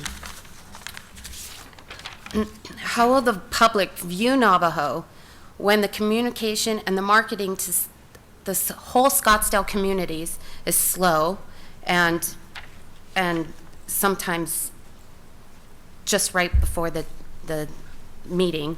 My husband, I was talking with him today, and my husband was very confused as to why I was insisting I needed to be here tonight. He's like, why do you have to be here? The board already passed restoring Navajo. Many others are confused, and this continues to be unsettling. The Navajo administration, staff, PTO are doing a heck of a job on our own to increase enrollment. Our grassroots efforts will only increase. We are here to support our Navajo community and our neighborhood, and we are Navajo, and we are strong, and we are resilient. Thank you. Thank you. Peggy Minard. Peggy Minard, I'm sorry if I'm. Followed by Timothy Bidwell. Good evening. I'm Peggy Menard, and I live immediately behind Cherokee Elementary School. And so the neighborhood has heard that Cherokee has been fast-tracked to be rebuilt, which it needs to be done, but our concern is where the buildings will be placed. The school buildings should be rehabbed is one of the first thoughts to save both the district and the taxpayers' money. I strongly believe the buildings should be situated on the west side of the property off 56th Street. My two boys went to Cherokee. They finished in 2006 and 2008. So even if I didn't live immediately behind Cherokee and had concerns as a neighbor, as a parent, I would hope the safety of the children is considered in the location of the buildings. It makes sense to me that the back property, the east side, is used for playground and the PE areas. With negative events that schools need to be wary of, using the back side of the property keeps the children from being exposed to the public and the traffic on 56th Street. So thank you. I just wanted to voice some concerns with moving forward with Cherokee. Timothy Bidwell, followed by Jackie Bayrami. Good evening. I'm Timothy Bidwell. I am Peggy's neighbor. My family lives immediately behind to the east side of Cherokee Elementary.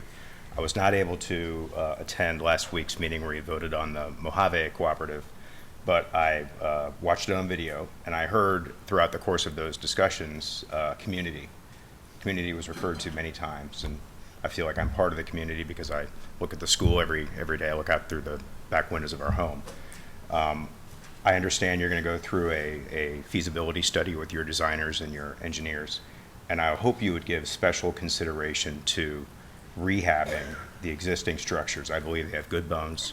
Our house was the same decision for us. We bought an older home, but it had good bones, concrete masonry, and we built a great home out of it, and I think you can do the same thing with Cherokee Elementary. And I would hope it would not turn into another Hopi experience. I know there's a lot of heartburn over with some of the neighbors and how that turned out, but thank you for the opportunity to speak. Thank you. Jackie Bayrami will be followed by Jordan Picasso. Thank you, Dr. Kreikart and board members, for hearing public comments today. I want to let you know that I'm a Kiva parent. My name's Jackie Bayrami. Our oldest son, Keon, started Kiva in 2009. He's now 14 and a freshman at Saguaro. We have a second son who's a fifth grader at Kiva. He tested into CGP in first grade, and so he had to spend 3 years, 30 minutes from home at a school called Redfield, which is also fabulous.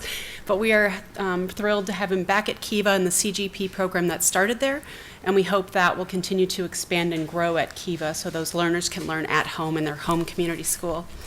So since 2009, I've held classroom volunteer roles, even been vice president of the PTO, helped with auctions, volunteered lots, as I'm sure lots of people in this room have. So these are hours that I donated back to schools that I fiercely believe in, Kiva and Mojave and now Saguaro. So I've participated in fundraising magnet campaigns, and in 2016 we met in the Saguaro parking lot. We walked door to door and we told people that lived in that area how important it was to pass the bond override to rebuild 8 elementary schools that, in the case of Kiva, are now 62 years old.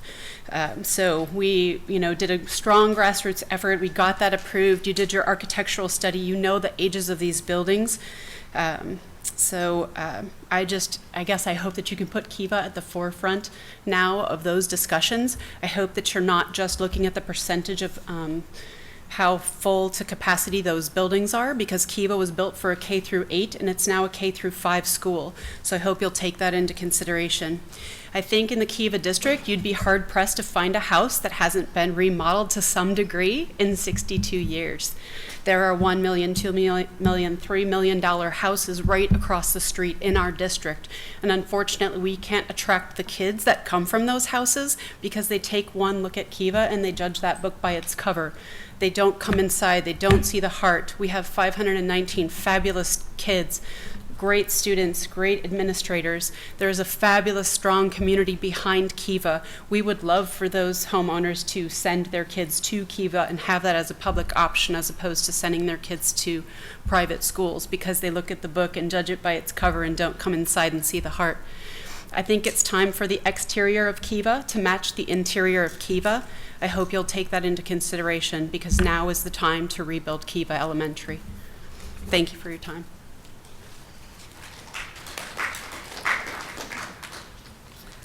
Thank you to the board and Dr. Creekard. My name is Jordan Picasso. I have a second grader and a fifth grader at Kiva as well.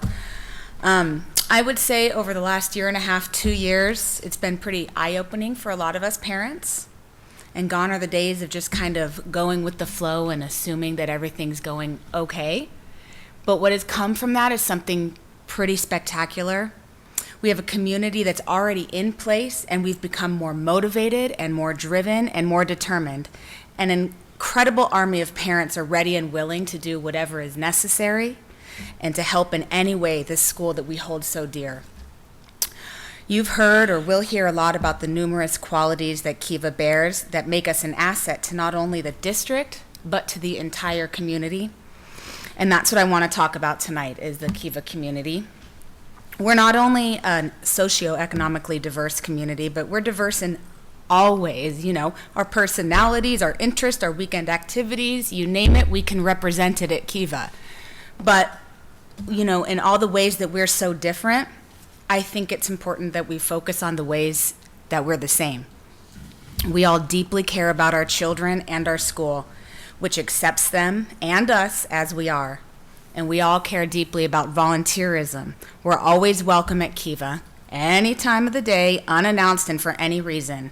And not only do our seasoned teachers welcome us, but they value us as we value them. The last school year, we welcomed an entirely new front office staff, but our Kiva students didn't skip a beat. The parents and the teachers rallied around them and each other to have a fantastic year.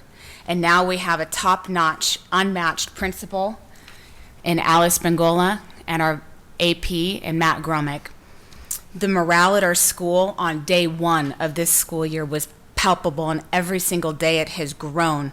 And every day there's a new activity being worked on to grow the community even more.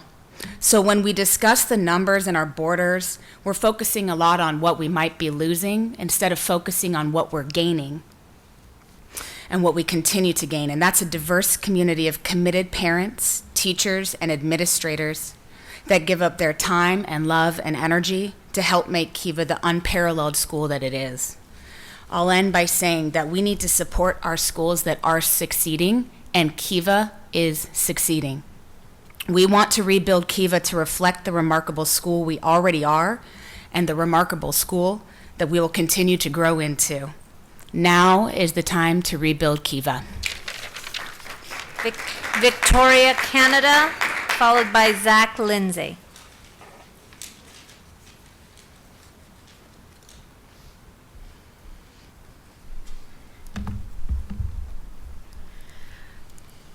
I too am a Kiva parent. So good evening, members of the board, Dr. Creekard and Sandra. I'm Victoria, Canada, and I'm a proud SUSD parent and public school advocate. My son Wesley is in his last year at Kiva. He is thriving in the new self-contained gifted 5th grade classroom.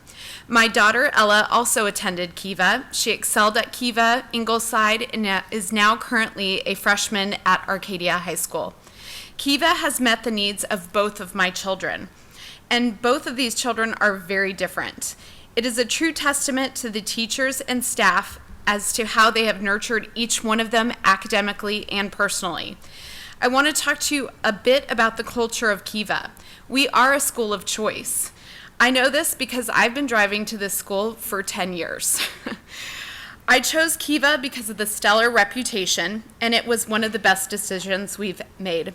Our school culture is one that educates the whole child, from inside the classroom to outside of the classroom with essential life skills. Kiva is a special place. I know you know this. Right now, our school needs to reflect who we are. We are growing. We are succeeding. We are proudly thriving. We have a distinctive culture that has programs from art to robotics. We also know that parents seek this out in a school. These are just a few of the reasons that our parents have chosen Kiva. As we travel through the SUSD neighborhoods, we hear about Kiva's exceptional reputation. We marketed our school last year to show our greater community what a gem Kiva is within SUSD. We proudly marched in the Parada del Sol Parade to show how Kiva has excelled as one of the top elementary schools in Maricopa County.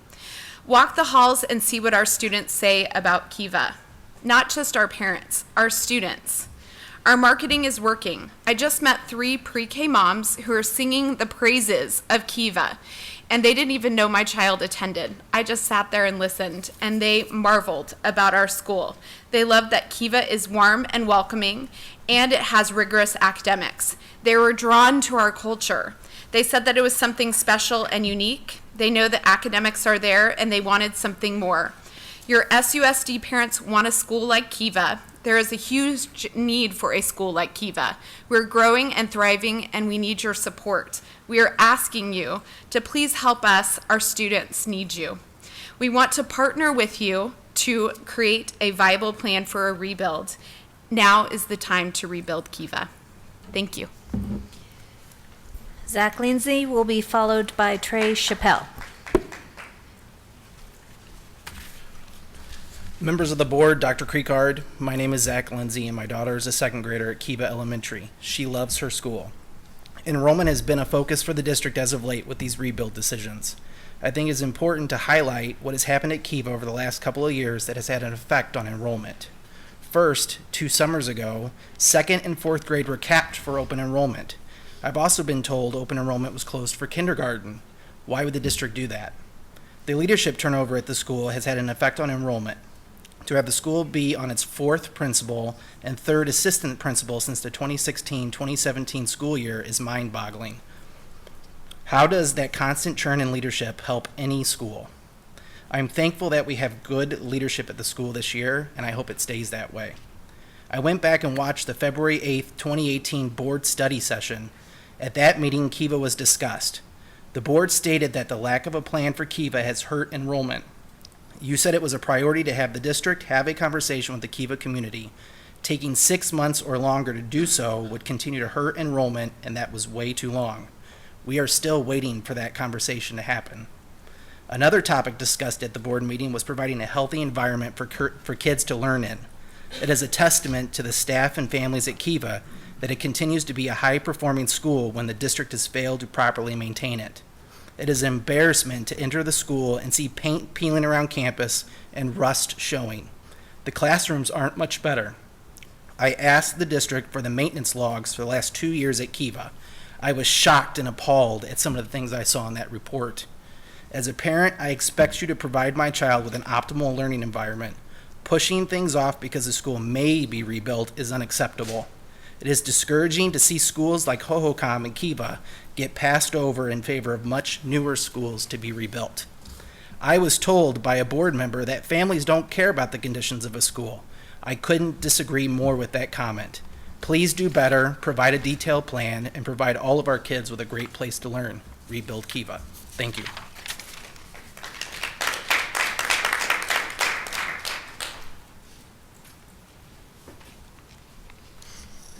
Good evening, Madam President, members of the board, Dr. Creekard, Sandra. My name is Trey Chappelle. I'm the father of 3 boys at Kiva and a graduate of Kiva myself. My oldest son is currently a student in CGP, a comprehensive gifted at Kiva. This is the first year that our student has complained that the school is too hard, and that's a good thing. Personally, we've witnessed meaningful acceleration in math, covering investigations into exponential expressions, valuable depth of coverage in American history, and pronounced reading skills that have challenged our student most days. The teacher in CGP this year at Kiva is a brilliant instructor. Her intention is to prepare advanced STEM talent to supply the pipeline for Saguaro's Math and Science Academy. We understand next year that Kiva was awarded CGP for 3rd through 5th grades. Students in Kiva's CGP thrive in classroom discussion, generating prime numbers using ancient Greek algorithms to annotating text in a diverse set of literary works. Kiva's CGP students are integrated into student life in art, music, PE, as well as science in the all-important lunch period. CGP is challenging its students at Kiva It's stretching their imaginations. It's quickly becoming a shining star in SUSD. In my profession, I work daily with some of the most competitive high school students in the state in college admissions planning. The students that we work with apply to and attend the most selective universities in the world. They go on to pursue physics at Caltech, political science at Yale, international relations at St. Andrews in Scotland. As a professional, what Kiva is doing for kids like these is integral for their future successes. It broadens their young minds, it enriches their collaboration, and it sparks new enthusiasm for higher learning. CGP is just one example of how Kiva is emerging as a strength for SUSD. No longer does the district need to evade school choice and competition, but rather advocate for and proudly publicize Kiva's best. Now is the time to rebuild Kiva. Thank you. Baron Gordon, to be followed by Marcella Rivera.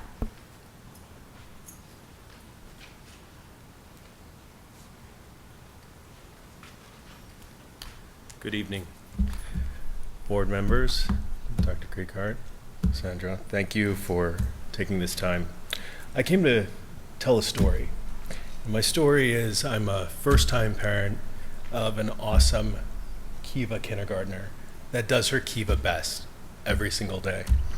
And the interesting part about this story is I toured probably 20 schools to make sure that I was sending my daughter to the right school. I went to 4 different districts, talked to board members, looked in classrooms, asked about lunches. I probably did way too much in most eyes, but for me, my kids are the most important thing to me on this planet. And when I stepped on Kiva's campus, something happened. The first time I went, it was just me. And that's right, I said the first time because I took 2 tours. But the first time I went, I looked at that field and it reminded me of something. It reminded me of what education was. And the cool thing is the second time that I went there, I looked at my daughter and the same thing happened. Kiva's a special place. And for those who haven't been to Kiva, you should go. Not just the education, that's important, of course, but the social engagement that I've seen and the transformation in my daughter, it's amazing. And having the opportunity to make this decision, I thought this decision was going to be college, but it turned out the hardest decision was kindergarten. And really looking at these schools and these districts and going into the class and calling and asking questions, and even the letters that I sent back, thanking the schools that accepted my daughter and saying, thank you, but we're going to choose Kiva. There's something special about Kiva. And I understand that, I have 58 seconds, I understand that there's a lot of things on the board, and Kiva's not the only thing. I was blown away in what I heard tonight and how engaged and refreshed that you're looking at not just high school, middle school, but also elementary school, and it's one big picture for you. And I just urge you to take consideration, to give Kiva, the administration, what they need, the teachers what they need, and the environment, the kids what they need to be a better school, and allow them to succeed to the next level.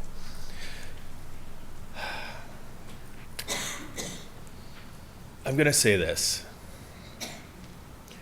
When I come home and when I pick up my daughter and we have our conversation in the car, and I come home and I get to see that smile on her face because it was her kindergarten teacher or her experience, that's priceless.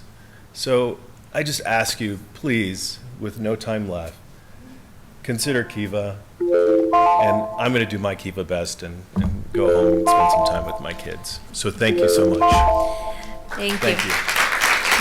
Marcella Rivera will be followed by Ellie Goodman. No, Ms. Rivera? No?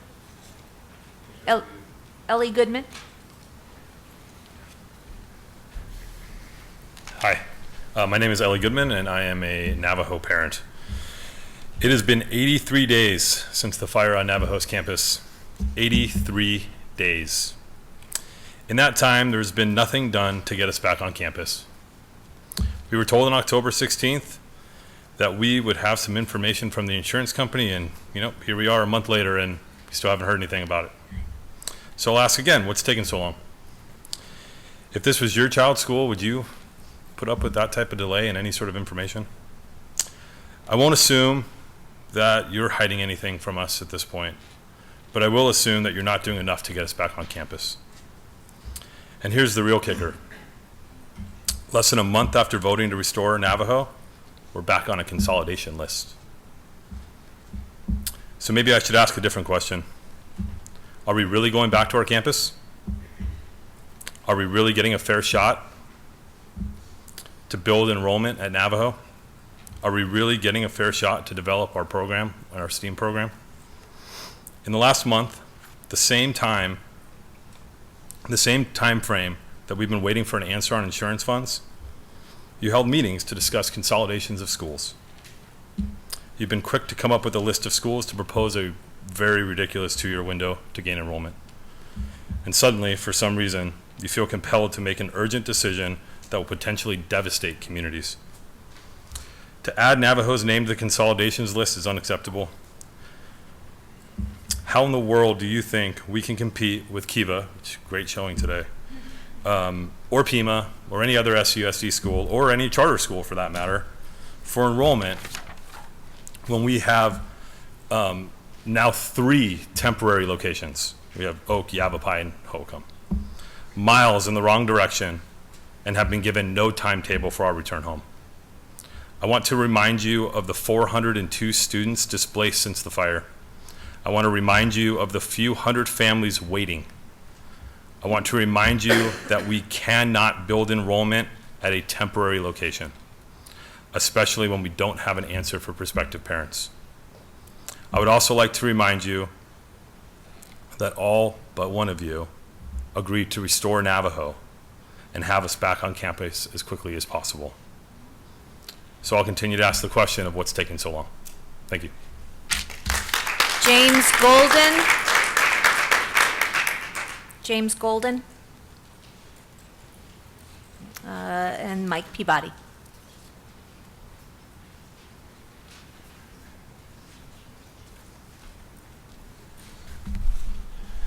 Madam President, Governing Board members, Dr. Precard, Sandra, Cabinet, thank you for taking the time to listen to public comments. What you've heard from the Kiva community tonight is fantastic. It's amazing. Kiva deserves to be rebuilt. It's the same things that you've heard from the Hohokam community. And I'm not even a parent at Hohokam, I'm just a volunteer there. You've also heard it from Pueblo. You heard it from Tonalea a long time ago. You've heard it from all the schools on the rebuild list. Back in 2016, December 2016, we sat and listened to this school is first, this school is second, this school is third, but then this one jumps and that one moves down, and this one goes sideways. Where does this one go? It's well past time that we finalize the list of what school is next. We all deserve to know as a community which school is going to be next, which school is going to be second and third, and go from there, and then we can adjust if we need to. One of the things that you did by approving Cherokee for a rebuild was effectively kill Tonalea for the 68th Street and Oak campus, because we're not going to have enough money to rebuild Tonalea there, like was supposedly going to happen. What I've heard from Cherokee people, just like you've heard tonight, they don't want to rebuild. They want to redo, refurbish the school, redo the school, make it better than it was, expand if you need to. Save some money that way. It will definitely help. And also, just so you know, that's what I've heard from the other communities too. Hohokam, Kiva, Pueblo a little bit different. Make them better, keep them as they are in the structures they're in. For Coronado, I need to express something because I'm a proud Coronado parent. With the 14% passing, I have no problem sending my son here. He is an exemplary student. He is the principal's, dean's list, whatever you want to call it. He's amazing. And I would tell it to any parent out there, if you want to go to a great school, Coronado is a great school. Your snapshot in time of the 14% passing is pardon the term, asinine. Yes, it is true. It is a fact. It is a number. Spend some time with the kids. Find out why they're not passing. Sit down at lunchtime with them and figure out these kids aren't going to be going to college. Why is that? They can't afford it. They skate by, they graduate, they go to work. Spend some time at the dinner table with them, talking about the parents and what they're going to be doing for a job in the next couple of years. Not college, because they can't afford it. And for Amy Palatucci, you guys verbally slapped her down by saying that she could be the problem. Dr. Fuller, they're not the problem. We need to fix Coronado by fixing the elementaries, the middle school, and everything that goes into it. They should be praised for the job they're doing. Thank you. Last call for James Golden. If no Mr. Golden, then Dr. Creekard, you want to make some comments? And thank you all for being here tonight, and thank you for your comments. Dr. Creekard? Yes, I'd like to thank you also. I have a couple of things that just happened this week that I think would be is important to answer people. In terms of Navajo, on Friday I heard from Dennis Rayler that he had met with the people from the trust, and they had decided on the division of responsibilities to start the movement to hire an architect and start. So things are starting there. It just happened on Friday. I'm sorry you didn't know, or Matt didn't know, because I heard it Friday, passed it on to the board so that they would know. But it is starting. Our timeline still is sometime during the first semester next year. It has not been delayed till after the new year. It is still in that timeline that I announced back 2 days after the fire. For Cherokee, Mr. Chandler knows. He and I have set a time for a community meeting. The architectural selection for the feasibility study and beyond, those interviews have been set, and we will have an architect with us when we come to go to that community meeting in December that Mr. Chandler will be announcing and putting flyers out.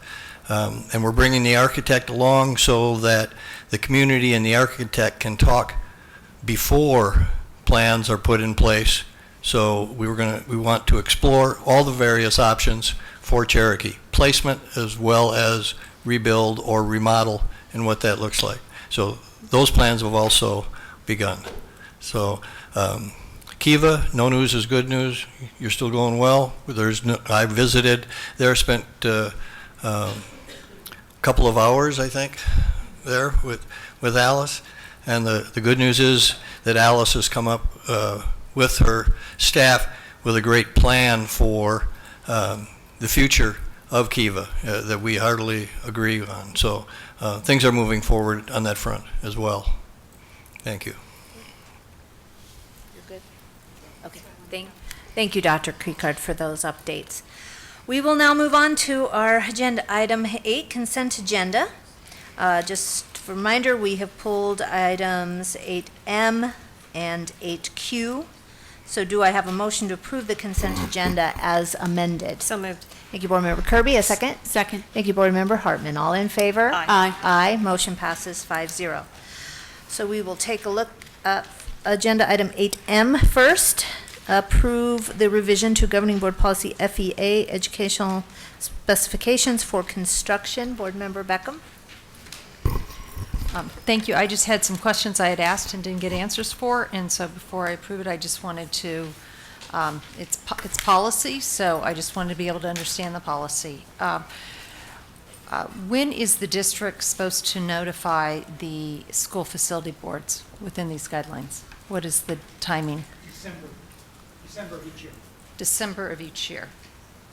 So it's whether or not you have anything going, that if you only submit the plans if you have any plans to submit, I take that, correct? And also, is it when you are requesting funds, direct funds from the school facilities board, or is it also in our situation where you have bond funds that will be supporting the rebuilds?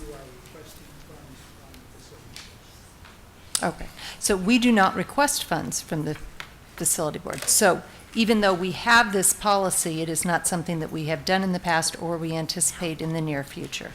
Policy as it relates to the school facilities board,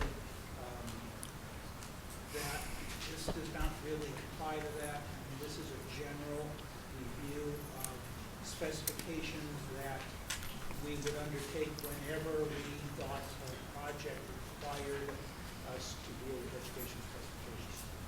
So I mean, I think the way you read, correct me if I'm wrong, but the way you read this is it's not just the school facilities board, I don't think. I mean, normally, these kinds of things would come about with any project that we would do. They are required of the facilities board, but also something we would do. So you are saying that for each one of our rebuilds or remodels, we would have to comply with this policy and submit plans as described in ARS 15-2011 by December of each year. We have an outline of each of these when we undertake a major project such as a school. Okay.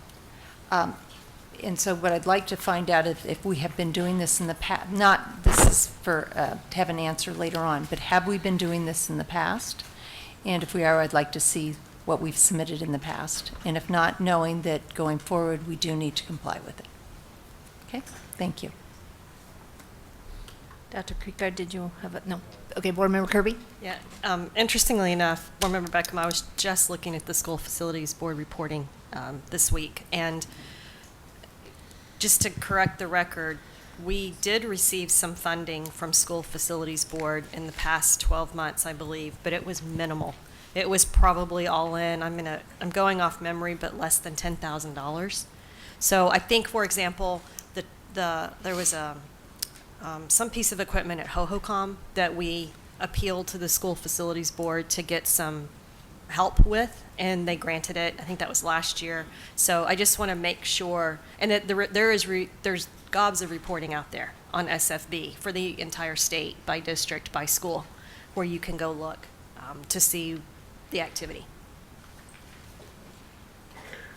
I was more concerned about us complying because I didn't hear about this last year, and I would have thought with our 2 rebuilds, if we were required, we would have submitted the plans with all the information that is required by ARS 15-11. So that's why I was also asking, because then I thought, oh, well, maybe we didn't need to submit it and comply to this because we were not asking for funds for those rebuilds. But what I just heard from Mr. Gadd is that we do still need to supply plans if we are doing a rebuild or a remodel, even if we are using taxpayer bond funds. Is that correct? That's what I heard. My understanding. Yes. Yes, Okay. my understanding So that's why I was that we do asking about file it. that with the facilities board. Thank you. Any other questions on this item? All right. I don't see any. So at this time, I will make a motion that the governing board approve the revisions to the governing board policy FEA, educational specifications for construction. Do I have a second? Second. Thank you, Board Member Beckham. All in favor? Aye. Aye. Motion passes 5-0.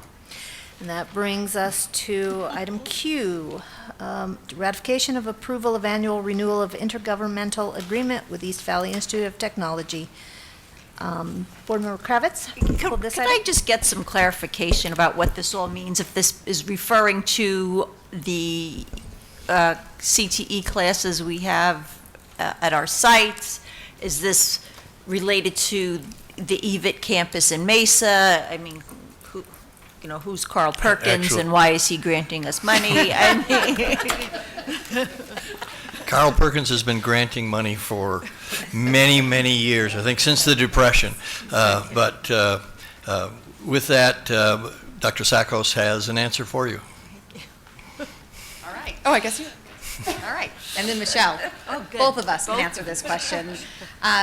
Board Member Kravitz, members of the board. Carl Perkins the Perkins grants are federal dollars that are allocated for career and technical education programs. The state allocation is priority dollars, so we have 2 different grants, a federal grant and a state grant. And the Carl Perkins dollars The Department of Education gives a very small percentage of those dollars directly to EVIT prior to allocating us those federal dollars. So they give a portion of the dollars allocated to SUSD. This intergovernmental agreement solidifies what the dollars that the ADE gives us on top to EVIT prior to giving us our allocation, which is on a yearly basis. But these are for programs in the district or at the EVIT campus in Mesa, far away? EVIT, we are part of what is now the CTED, Career Technical Education District. It used to be called JTED, but there are several of us school districts that are part of the CTED. So EVIT campus itself has a number of programs at that Mesa location. Right, I've been there. And then schools offer what is called satellite programs. So we offer those specialty programs on our high school campuses, such as culinary arts or health occupations, engineering, a number of courses. So we get, in addition to EVIT giving us, splitting the ADM for our students coming to us, or that we educate on our satellite, through our satellite programs on our campus, there are state and federal grant dollars that we get as well. Okay. So, does that make sense? Yeah. Maybe Ms. It's Marshall. starting to click, yeah. Say that, sound like an expert. Okay, who can I speak with to learn more about EVIT and how that all came about? I remember back in the old days where there was career and technical programs at our high schools. So I'd like to get some history and have a discussion with somebody at the district. Well, actually, I sat in on a meeting in the mid '80s. So I should with speak an assistant to you. with an assistant superintendent from Mesa who was proposing the idea and had proposed to some legislators to allow these technical education districts, and he was meeting with Scottsdale administrators to be part of that. So I followed that for some. That was allowed. That was the first one in the state. Now they're all over the state. It's hard to find a place that is not covered by what was in a JTED. So because they are their own school district, which consists of all of the neighboring districts, they get tax money from that attendance area. In our case, it's Scottsdale, Fountain Hills, Tempe, Mesa, Chandler, Gilbert, Higley, Queen Creek, all of those. So they get tax money, so at a very low percentage, but they get enough money to run, as well as federal dollars. They use some of it for their own campus, and they use others for satellite programs on campus, those that are best at the campus.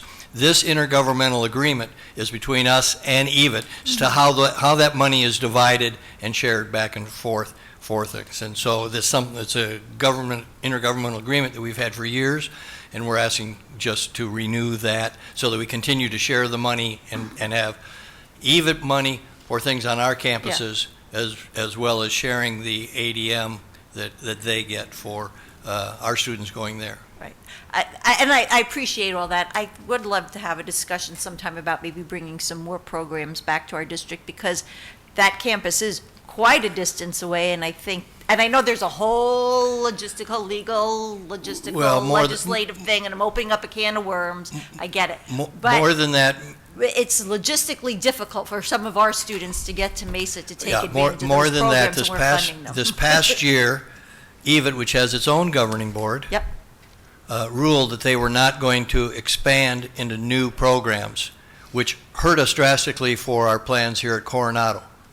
So their board made that decision, I would guess on the recommendation of their superintendent, because they wanted more people to finish the programs that they had started rather than start more new programs. We wanted some new programs for Coronado. So I am meeting in January with a group of superintendents from that area, talk about that decision and some other issues we have with EVIT. So that is a continuing discussion, and I am absolutely in favor of more programs in our district because kids don't like to travel and they shouldn't have to travel to get some basic classes. So that's where I'll be coming from when I go to that meeting. Okay. But so I'm in line with what you're saying. Great. Did I And if go I off could- topic, Michelle? Am I still okay? Oh, you're great. Okay, You're good. perfect. I just wanted to add, I do have clarification in this item that this is specific to the Carl Perkins itself, that funding and that funding formula. The actual underlying EVIT agreement expires June 30th, 2019, and we will be renegotiating it. Maybe I can get an invitation to Dr. Creekard's meeting. Wasn't Carl Perkins a country? And I'm sure all of the districts that I'll be meeting with will have their renewal of their agreement with EVIT at the same time in June. Pounding on that EVIT wall. Board Member Kirby. Thank you, Dr. Creekar. You go. Yeah. We're behind you in January. Absolutely. Just a quick question. Are there any term changes in the renewal of what we're approving tonight? Is there anything different from what it was last year? Terms, how we're splitting the funding? Board Member Kirby, members of the board, it is the same calculation as it has been in years past. So no substantive thank you. changes. Okay. No, he's from Tennessee. Any other questions or comments?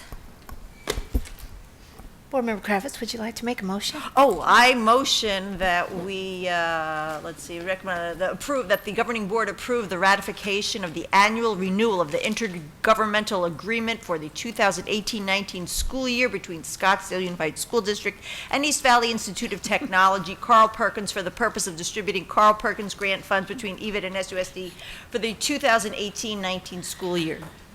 Thank you. Do I have a second? Second. Thank you, Board Member Kirby. All in favor? Aye. Aye. Motion passes 5-0. Okay, that moves us to our action items. 9A, approval of growth plans for Anasazi, Echo Canyon, Navajo, and Yavapai Elementary Schools. Dr. Creekard.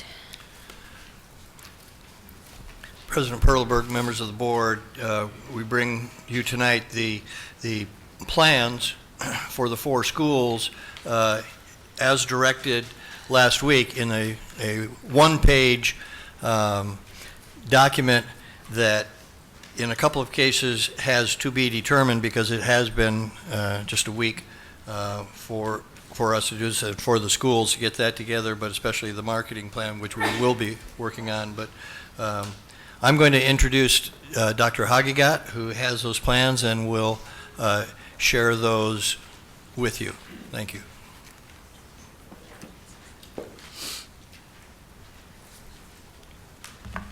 President Perleberg, members of the board, Dr. Creekard and Sandra.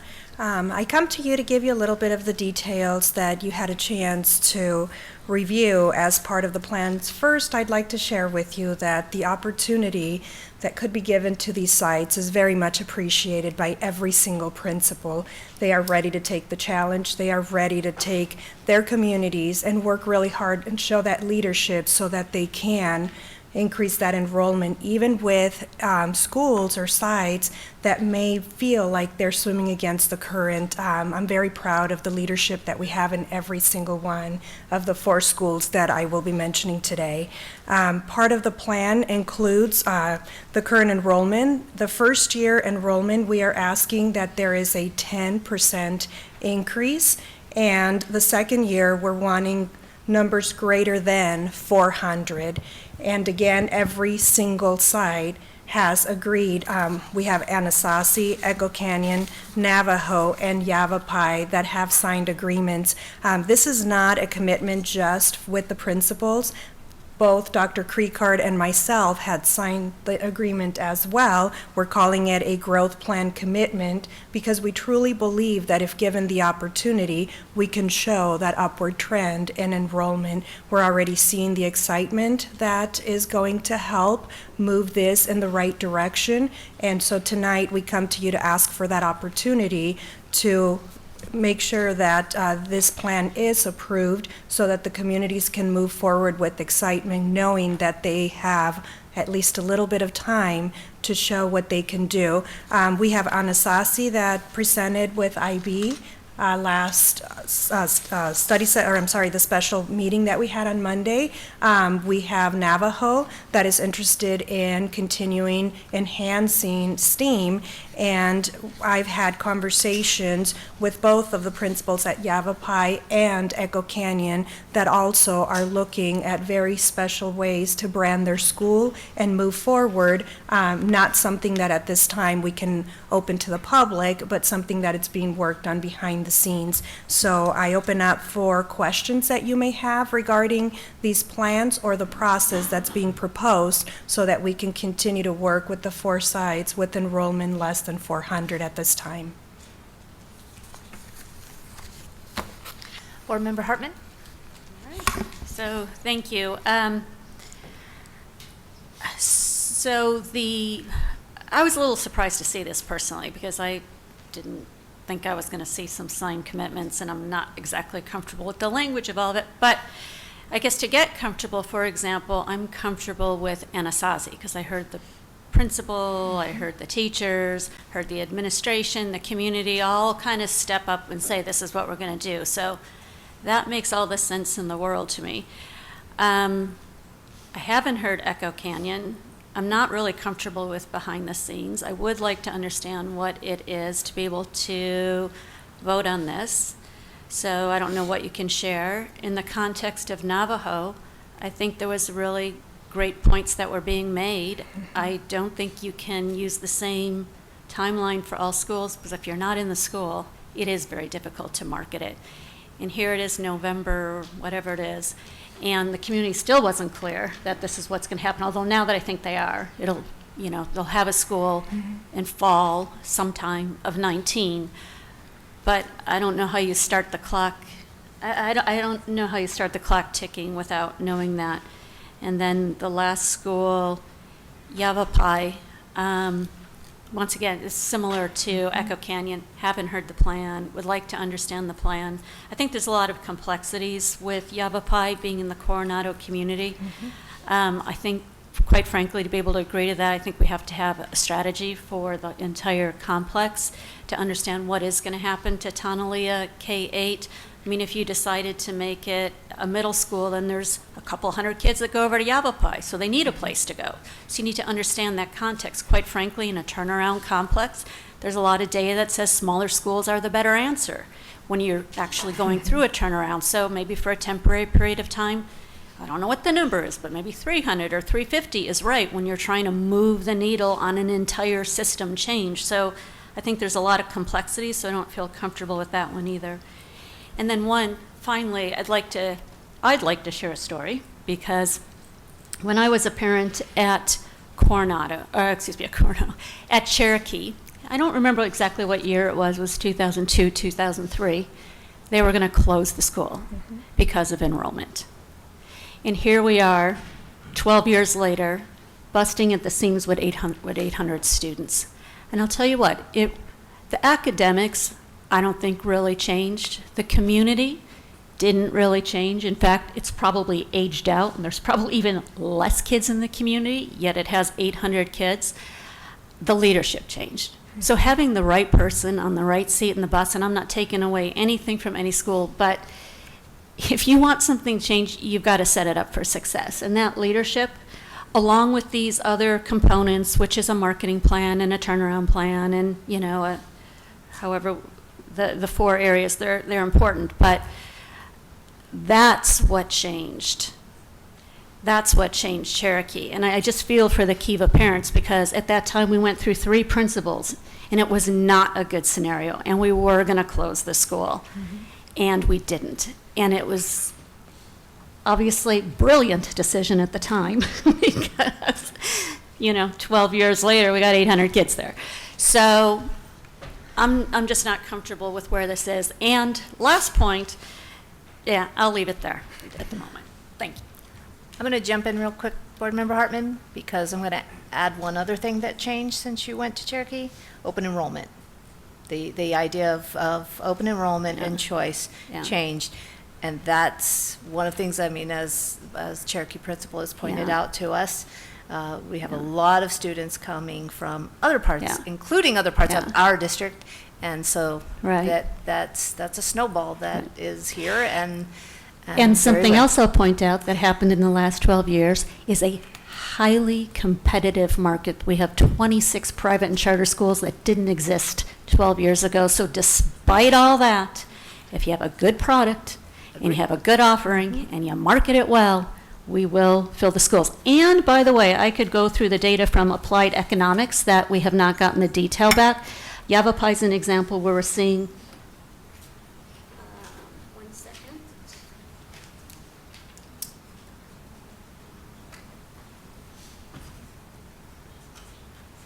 I think there's, just one second.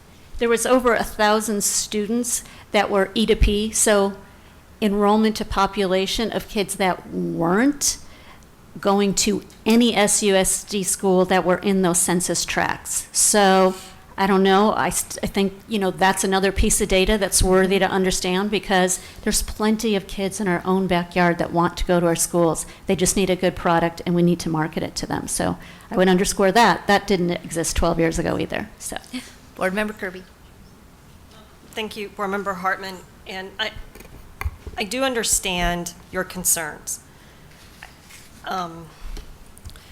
However, as I discussed last time we talked about this, number one, we have been talking about these schools, not Anasazi for 10 years, but the rest of them along the Granite Reef Corridor since at least 2008. So it has been 10 years and we have not had one administration come forward with everything you're asking for.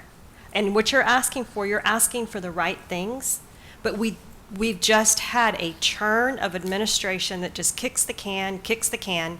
We have boards that kick the can because they don't want to make the tough decisions. We have argued on this dais for years about how to address these schools. As we discussed last time, the approach of saying the board identifies the schools and then we let the staff figure out what the solutions are. I'm completely behind that, but what I'm also behind is having some accountability along with that plan. Because the reality is, you're gonna have a new board sitting here in 60 days. You could have a new superintendent sitting here in 60 days, 9 months. And that superintendent could bring in a whole new set of principals and staff. And then that organization will kick the can down the road, give us just 2 more years and let us fix it. And then 2 years later, it all repeats again. New board, new superintendent, because as you've said, we churn through them about once every 3 years. So this commitment, in my eyes, is to put the stake in the ground that memorializes that, yes, we have discussed it, we have it written, we have it clearly on paper, so that if a new superintendent comes in, they inherit this. They don't get the opportunity to just, like the prior 3 superintendents in the past 10 years, to kick the can down the road and allow these schools to never develop the plan that they need to develop. I mean, these schools weren't at 350, 270 kids 10 years ago. They were low, they were under-enrolled, but they weren't this bad. And honestly, it's because we never held anyone accountable. So in my mind, that's what these plans are really intended to do. If you notice, there's some soft language in here that says, there's a lot of mays, there's no shalls, which I hope addresses some of your concerns. Anasazi's off to the races. Navajo doesn't have to completely, they have a great focus. They just have to fine tune. And then, you've got the other 2 schools that, they need to start the conversation. And it's unfortunate that it took us to get to this point before that conversation got started. So I'm very supportive of this approach. I do have also some questions, but I'll let anyone else weigh in on the concept before I ask those specific questions. Board Member Hartman, was that from prior? We'll start with Board Member Beckham. Yeah, do that. Okay.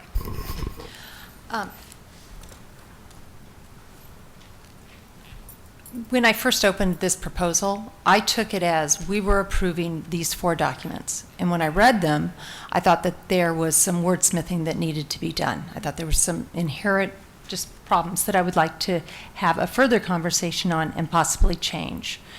I am in support of the overall concept and especially of accountability.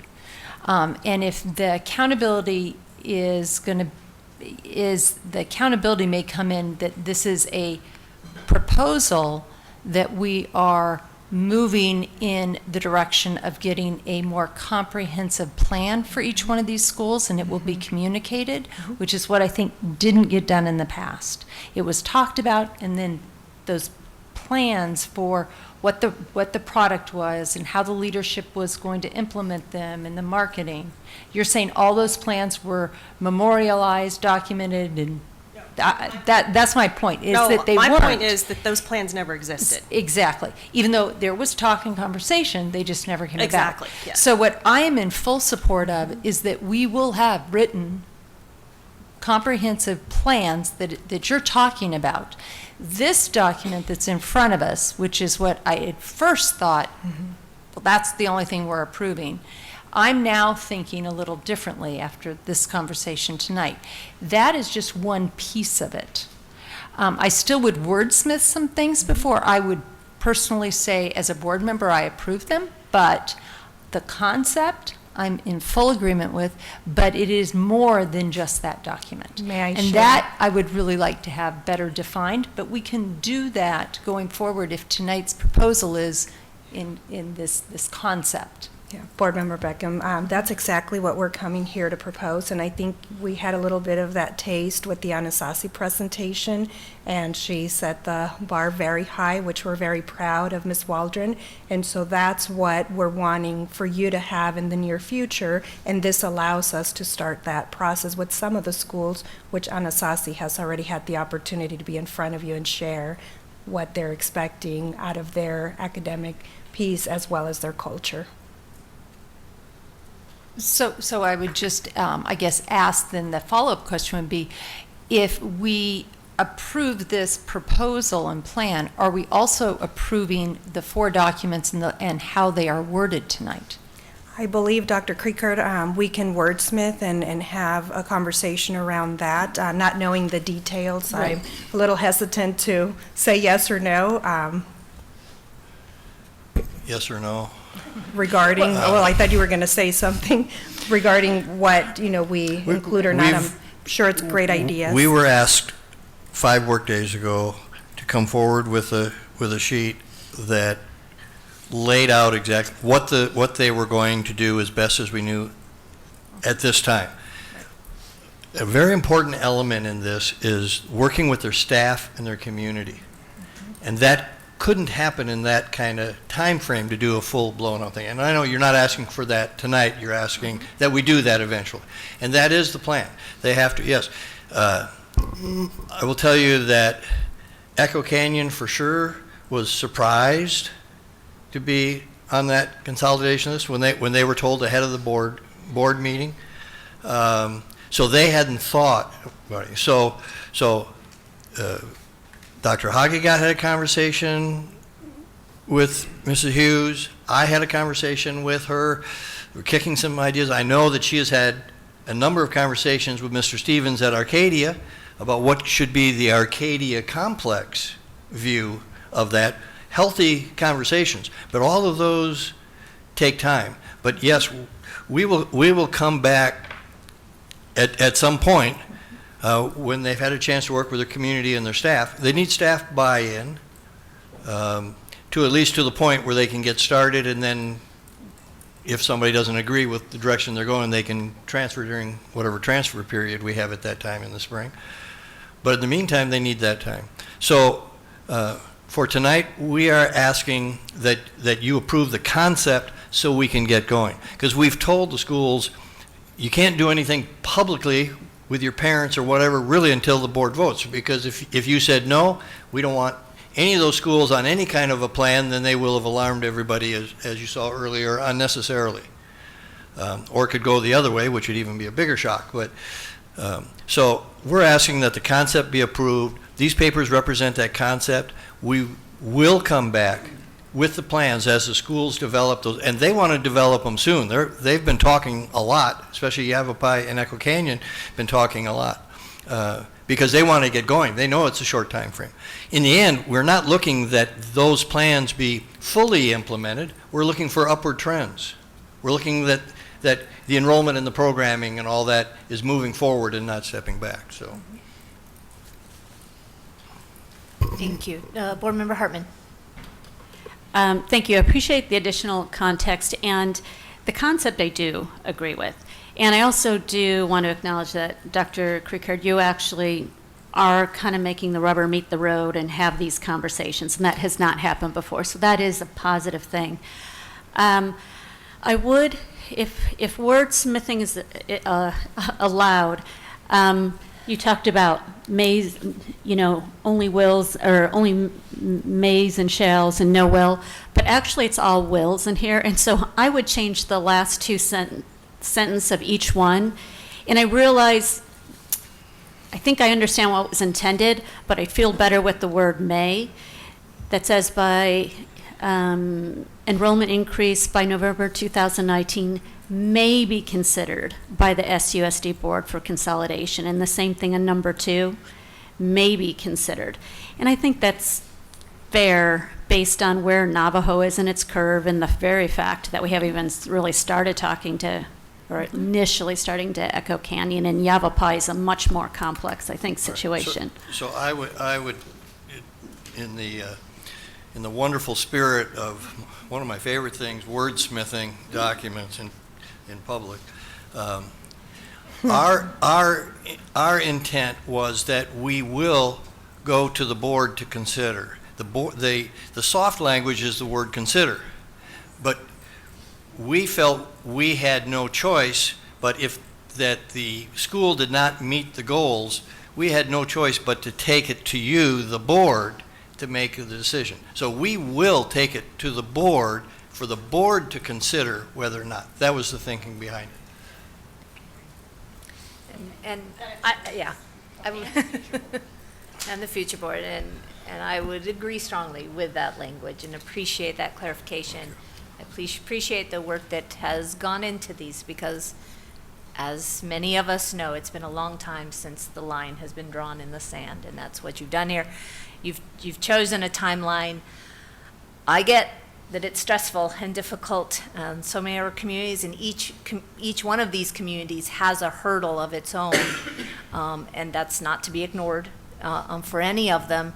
I'm going to say, as someone who's watched this process for a long time, to distinguish Anasazi, Navajo, they have 2 programs. They already have a good start on them.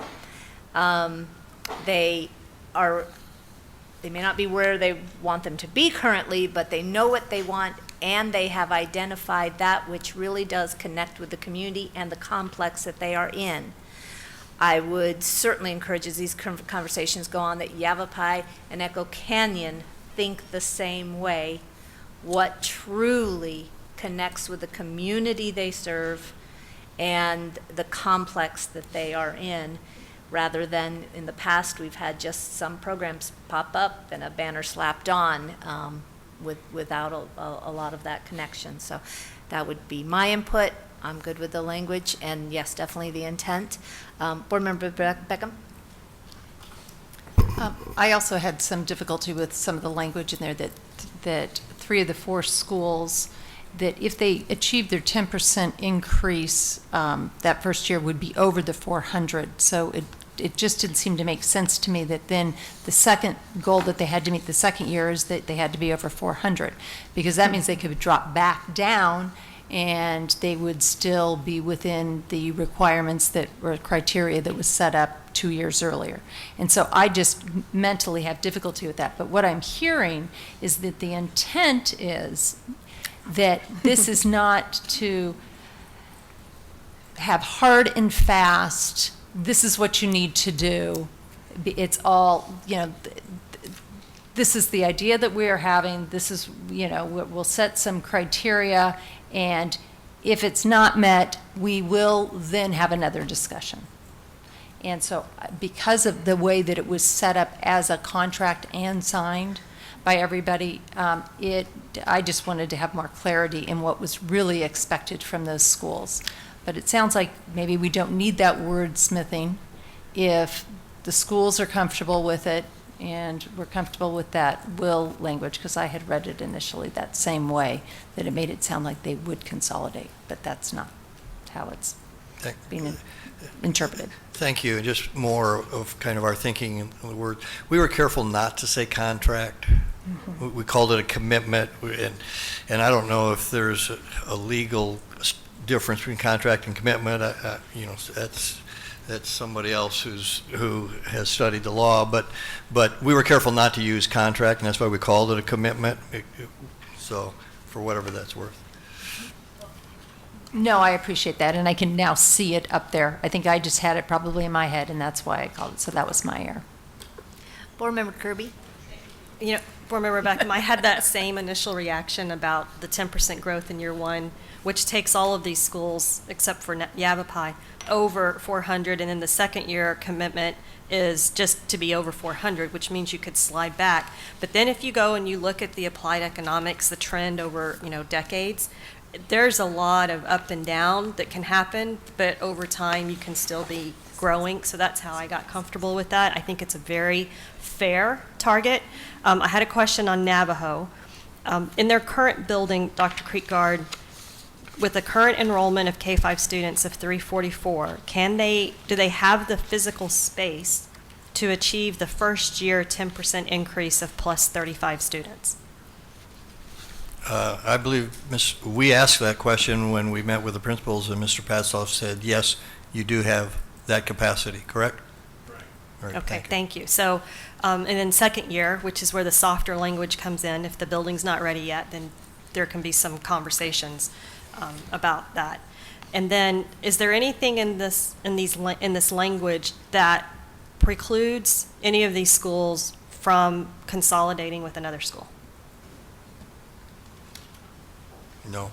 Okay, so that would be a consideration for if a school came forward with that as their approach. Right. Okay, thank you. Any other questions or comments? Are we ready for a motion? Board Member Kirby? I move to approve the growth plans for Anasazi, Echo Canyon, Navajo, and Yavapai elementary schools as presented. Thank you. Do I have a second? Second. Thank you, Board Member Kravitz. All in favor? Aye. Aye. Motion passes 5-0. Thank you. Thank you. And you get to see me a little bit more because there's the next topic that I get an opportunity to address as well. All right. We move on then to update on open enrollment capacity. Dr. Hagegat, you have the floor. Dr. Hagegat is trying to get a presentation up. I went to sleep. Okay, once again, good evening. Today I have the opportunity to share with you a presentation that is going to address the estimated excess capacity by school. And so you did receive these documents, and now I need to click through it. There you go. Are you clicking for me? I was going to, but okay. Okay, so this first slide shows you the K-5 open enrollment capacity, and we chose to share this just very simple, open and close. You're going to notice that for K-5 grades, Pueblo is right now closed, and that is because of the dual language program. In order for that program to be done with fidelity, we need to make sure that the Spanish component is in place, and in speaking with Principal Hummin, she shared that from second grade on, the students need to take some type of assessment so that they can show their Spanish competency and be able to be successful in that program. You also see Tonalea, which is closed in grades 3, 4, and 5, and we're talking about physical space for Tonalea. They no longer have the rooms to be able to welcome students that may want to attend along with their families. Then you look at 6th through 8th and our K-8, and again, you see the same exact approach. All of our K-8 there from 6 to 8 are open except Tonalea for the same physical space reason. Our middle schools, we are welcoming all that are interested in following our open enrollment process. Everything is open, as well as our high schools. We chose to present it to you by grade. We know that we have the physical capacity in all of the schools that show open, and we know that we don't in those that show closed. So with that, I open it up for questions. All righty, thank you. Board Member Beckham. So thank you very much for providing that information. I understand Pueblo and Tonalea. So are they at full capacity then for those grades? Yes, for those grades they are. They what may is that? they may have, and I have all of our numbers here, and I can share those with you. What it is we look at the number of sessions that we currently have, the staffing piece, and so if we have, for example, 2 teachers per grade level and one of those that are closed, and we have at this time 60 kids and each class is at 30, so then they're at capacity. If we add any more, then we would need to add a new staff member, which we don't have the room for. And I can certainly provide you the numbers if you'd like to see those. I have them here, I just don't have copies for you, but that's how it was calculated. We wanted to make sure that we had that physical space, and in some cases, we wanted to make sure that there was room maybe for 1 or 2 students that may move in the area, because we do need to continue to educate those that move into the area. So this is specific to open enrollment. So just as a range, is Tonalea typically three classes per grade, or is it 4 classes per grade? They have 2, and I know that, go ahead. Go ahead. Speak on that. Please. Kindergarten, we vary from 2 to 3 sections per grade level. So for kindergarten, we're currently at 3. First grade, David, you need please. Join me.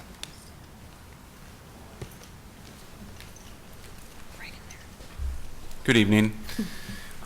We vary in between 2 and 3 sections per grade level. At kindergarten, we're currently at 3 sections. First grade, we are at 2 sections. Second grade, 3 sections. Third grade, 2 sections. Fourth grade, 3 sections. Fifth grade, 3 sections. And so then that varies every year, because if you have 2 sections of the second grade, they move up to third, they'll become 2 sections, and then you then maybe you'll open up the second grade the following year. Is that how it kind of works, and you juggle it that way? And that's just been the way that it's always been done since moving into Tonalea, becoming a K-8? As the students roll, then you have to see again the staffing or the teacher to student ratio, and then make decisions around whether you add a staff member if we're fine right where we are, depending on the ratios that HR is working with.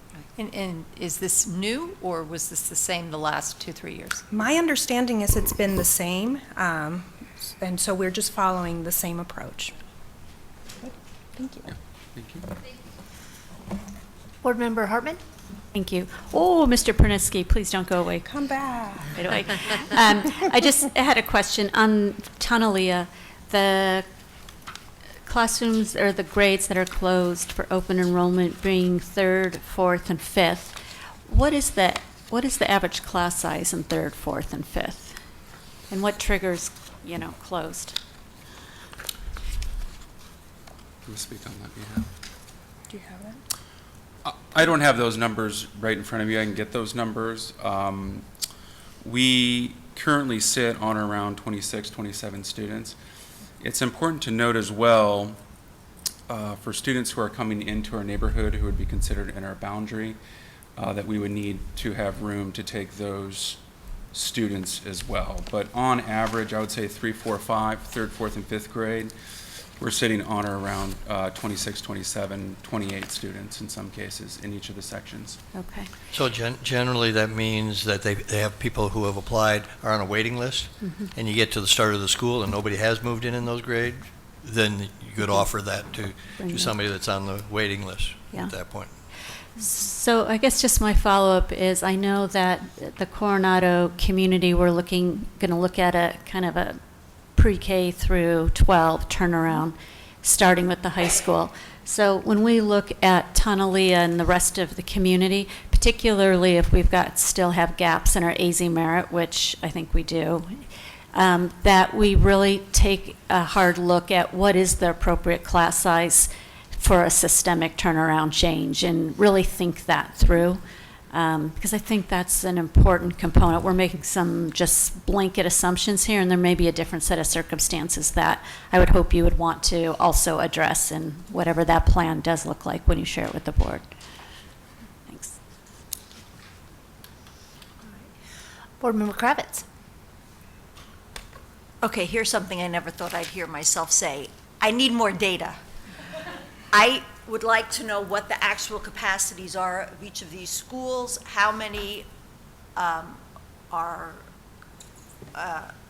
within district enrollment. I mean, I can go through what applied economics did, but I was hoping to see that here. You know, what is the capacity? How much room do we have? What are the enrollment caps? What are the open enrollment caps? I think that would help round out the picture for what we're looking at. Because just to see open just tells me, oh, we have too many schools, too much room, not enough students. I really would like to see something that tells me what the enrollment caps are. Again, how much room do we have for our own students? How many are we taking from out of district? What is a good number? What do our peer districts, what percentage of students? I think it's, I recall correctly, somewhere in the neighborhood of 20% go in and out of our district to other districts. When I see that, there are some communities that were very upset that their schools were taking so many people, you know, from out of district into their schools. I'm not questioning whether we should not. I'm just saying there was a high school that was upset that it was rebuilt. It was promised X number of students, and it got Y number of students. We were putting a lot of extra students in one elementary school. We rebuilt it for fewer students. Again, I need more data, and I would like to see some numbers. And Board Member Kirby. Okay, so I'm a little confused because by board policy, we are supposed to approve open enrollment caps. Are we? I think we're doing excess capacity. But it says open enrollment capacity. That's why I'm confused. Because I hear your presentation and it sounds like an excess capacity, but that in my mind is different than open enrollment capacity, but yet the title of the presentation is open enrollment capacity. Yeah, and it speaks to the superintendent needing to approve the excess capacity so that we are able to take open enrollment, and so we come to you. So does it say, do you have it, Dr. Creekguard? I forward it, or Michelle? The policy itself? Do you have it? Does it? Yeah. So the policy JFB is titled Open Enrollment. Okay, and it says, the superintendent shall by December 1st estimate how much excess capacity.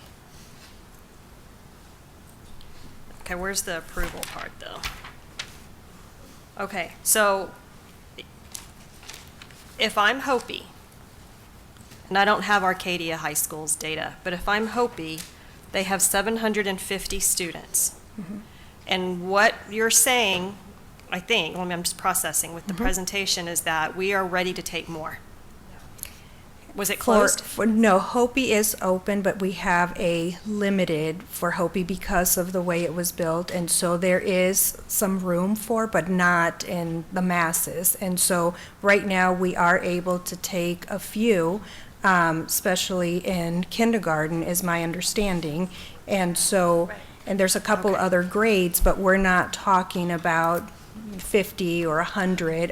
It's very limited, because of how it was built to reduce that open enrollment piece. Can I pipe in? But this reminds me of what I'll call the Hopi creep, which started a couple years ago under maybe 2 superintendents ago, where more and more students were added to that school, and that community, understandably, was furious. So I'm concerned that we will return to the Hopi creep if we don't watch these numbers.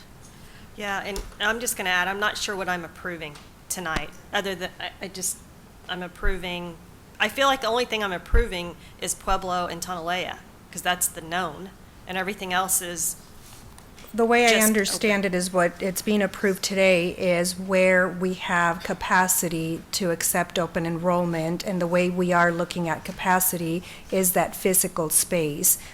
We did not get into the caps, because you're talking about caps of how many per grade level is what I'm hearing come from some of the comments. And so we're looking at that capacity, which is physical capacity. In the past, you received presentation specific to the school facility board, which speaks more to that physical space. And so we wanted to bring something similar to that to share with you that if we are looking at simply the physical space, we have space in all of the schools that show to be open, and we have no space in those that appear to be closed, which are Tonalea and Pueblo, because of the language piece. And so that's what we're coming to you with today, that physical capacity where we can take open enrollment. go ahead. Board Member Beckham? So I just heard something. I thought this was the actual number of students that attend this school by section, by grade, and where you actually had physical seats that you could have people come in. But what I just heard you say is, no, it's based upon the physical plant. No. I said, no, this is what you just said right now. We're doing Okay. it by grade, because that's what the policy shares that we wanted. I said in the past, the presentation had included that, but we wanted to make it specific to the grade, which is what you have in front of you. We have it by grade. So, and so then my next question then would be, did you sit down with each school and go through with each principal I hope it's the easiest one, because we know it was built for 750 kids, right? We have 750 seats there.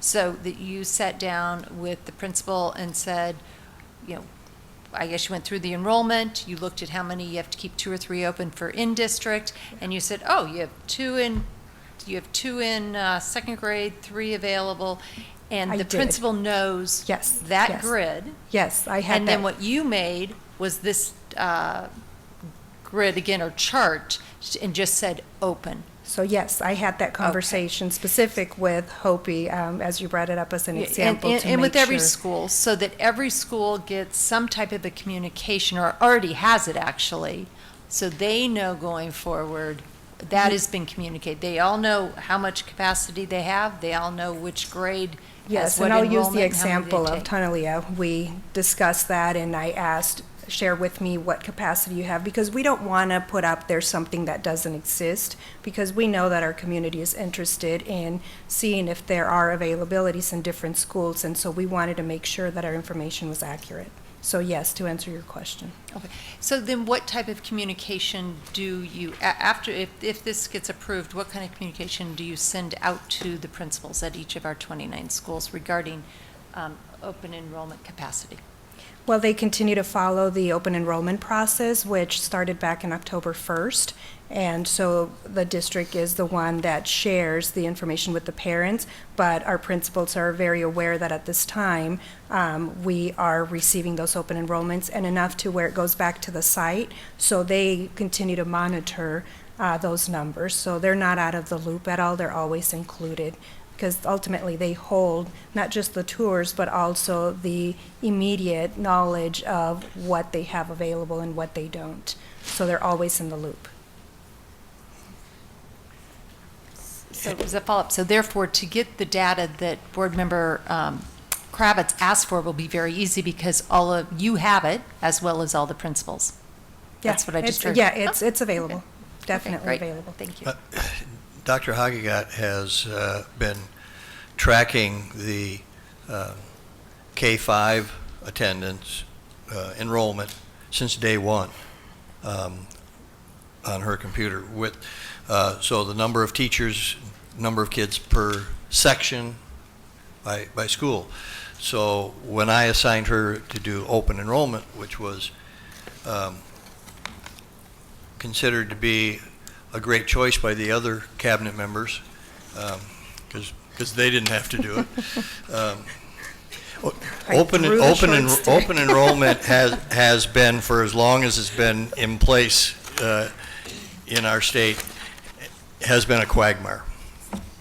And so what we have boiled this down to is determining, first of all, if the school has physical space beyond their enrollment, if they had enough people want to transfer in, want to open enroll in, that creates another section. We look at those numbers after open enrollment is over, before we decide on staffing. Those schools who don't have physical space, Hopi and Tonalea, we look at their grade levels to determine if they have room that also allows a certain amount of move-in growth. So you want to close that off. So in both of those cases, Dr. Hagigat has talked with the principals. She's talked with the principal at Pueblo, Shelley Hummon, because where is the situation where you can no longer accept kids that do not speak any Spanish? And that was second grade. So that was closed to open enrollment. I would assume if they had room and the person came in speaking Spanish, moved in from another, they might make an exception to that. But all of this is where the principals accept these open enrollment applications, look at their class sizes, many times are in contact with Dr. Hagigat and making their decisions based on the priority that's listed in the thing. It's an ongoing administrative day-to-day job. The numbers change almost daily. And so to give you the numbers today, or to put it in the packet to be seen up there, the numbers today, and somebody says, well, I want to go to Hohokam because my kid's going into fourth grade and they have 10 spots in fourth grade. The next time, and they apply and they find out they didn't get in. Well, how can that be? Well, because 2 people moved in, there were 8 other people on the list before you in higher priorities. Things change all the time, and we don't want to. We'd rather have people send in their application for a school, and then at the school, the principal or his or her designee put them in the categories, in the priorities, and then make the decisions as to who's going. And then there's a waiting list, and they notify. There are dates set up as to when they notify the people. They notify them. They move through the waiting list as things become available. But it's an ongoing administrative job that is almost daily, and has been daily. Dr. Hagigat, figuring that this is going to happen to her, that she's going to be standing in front of you and asked to produce this data, has it. She's been keeping track of that all fall. So we can get you what the class sizes are and how many staff members at each school, if that's what you want. And I understand Board Member Kravitz would like that, and we can provide that to all of you. Thank you, Dr. Krikard. Board Member Hartman. Thank you. So I just want to be clear on what I'm voting on. So this document that you had represented up here, is this what we plan to submit by December 1? It just says K through 5, open. We submit it to you. That's all the submission. The policy calls that we submit it to you for your approval, which, by the way, has not been done. Okay. For a couple of years. Yeah, I mean, I'm just looking at JFB for the first time because it wasn't included with the packet, but so it says, it says the superintendent shall by December 1 of each year estimate how much excess capacity may exist to accept transfer students and shall submit the estimate of excess capacity to the board for approval. So are we supposed to be seeing numbers when it says estimate?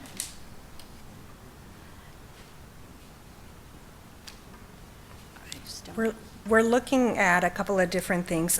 It can be, and that's why I brought up the conversation around school facility board, because in the past, it was brought up as those numbers, and so it showed the school facility board capacity and then the enrollment totals, which then gave you a number for excess capacity, which then led to a percentage. And so using Anastasia as an example, just by using the school facility board capacity, you have excess of 55.53%. Which, again, all of these numbers are available to you. The challenge with this is that it doesn't tell the accurate story, and part of it is just even looking at the numbers. Those school facility board numbers change. They've changed from the last number that I was able to see, which is like 2014, and they're not very accurate. What we want to bring to you is what our reality is right now, which is, again, any percentage you want, any number you want, I can give it to you. They're all in this binder and in my computer, but I think that for the purpose of this, the excess capacity, we're looking at that physical space that allows you to then make choices around whatever else you want to make, including capping enrollment, but that's just something completely different. Today, we have capacity in most of our sites except for those that show close. But definitely you can have percentages and numbers because they are available, but we wanted to bring to you something that was simple, easy to understand, so that when our public is able to get the bottom line is, yes, we do have physical space. We're going through the open enrollment process to accept those students based on what's available at the different schools. Board Member Kirby? Okay, thank you. So to piggyback on Board Member Hartman, the policy does say an estimate of excess capacity.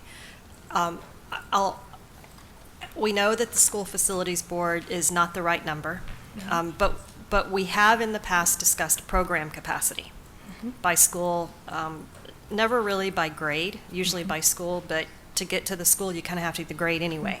So I'd like to suggest that we table this to get the excess capacity by school. And this is great, and you can publish this to, Yes, to market to the community that we have space. But we also need to know the excess capacity we have by school, and it should be programmed so that it considers things like special ed. School Facilities Board doesn't give us credit for having a music room, et cetera, et cetera. So program capacity is what we need. Okay. I would suggest then perhaps if you could table this. The policy says by December 1st, and the only meeting we have between now and then is devoted to the superintendent search in the committee. But I believe, at least this has happened in the past, that the board could suspend this policy so that we report to you, we did submit it for your approval, and you tabled it. So then we can bring it back in December, because we did follow the policy. Ms. Marshall, I'm looking. I'm looking at the language while you're talking. I'm listening and reading. Go ahead. Oh, sure. So could they table this and then we bring it back and still not be in violation of the policy? Yes, we could certainly table this.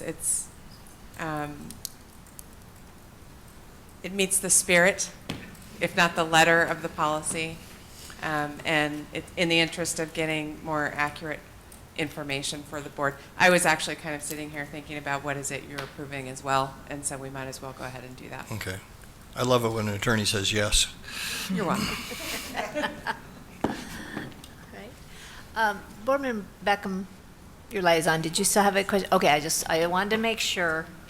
So at this time, if there's no further questions or comments, I'll make a motion that the approval of the estimated excess capacity to accept transfer students be tabled until the meeting held on December 6th. Does that sound good?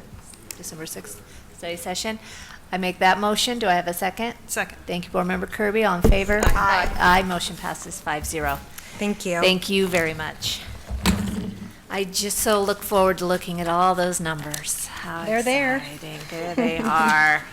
Thank you. Wow, okay. All right, so that moves on to our last action item, 9C, Arizona School Boards Association, proposed bylaw changes.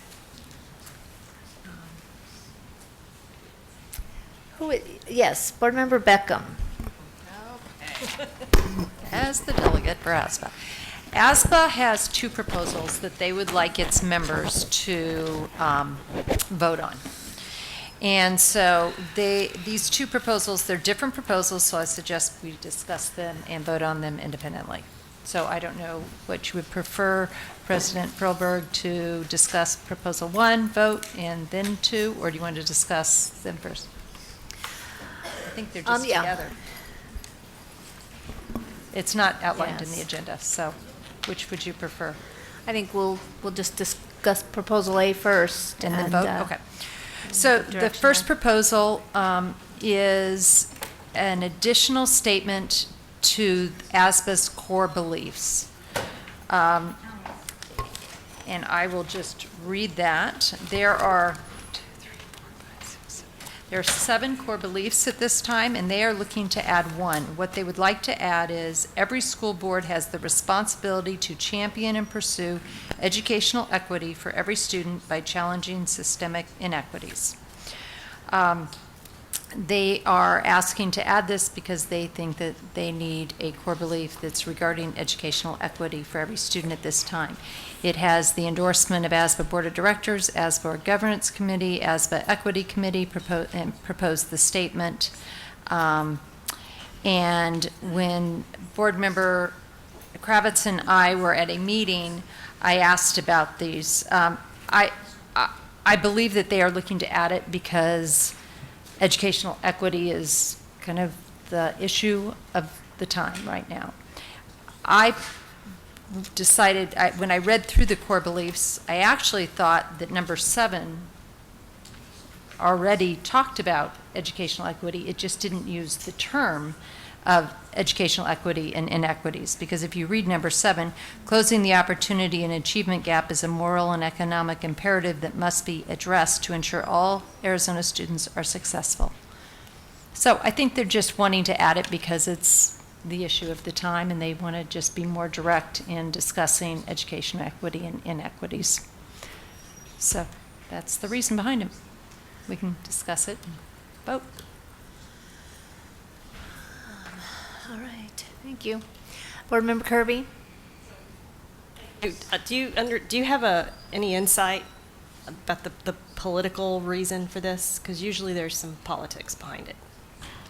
No, we don't. Sandy and I have been we really did not get the impression. My impression was they brought it up because that is the issue of the time. And you're reading about it everywhere.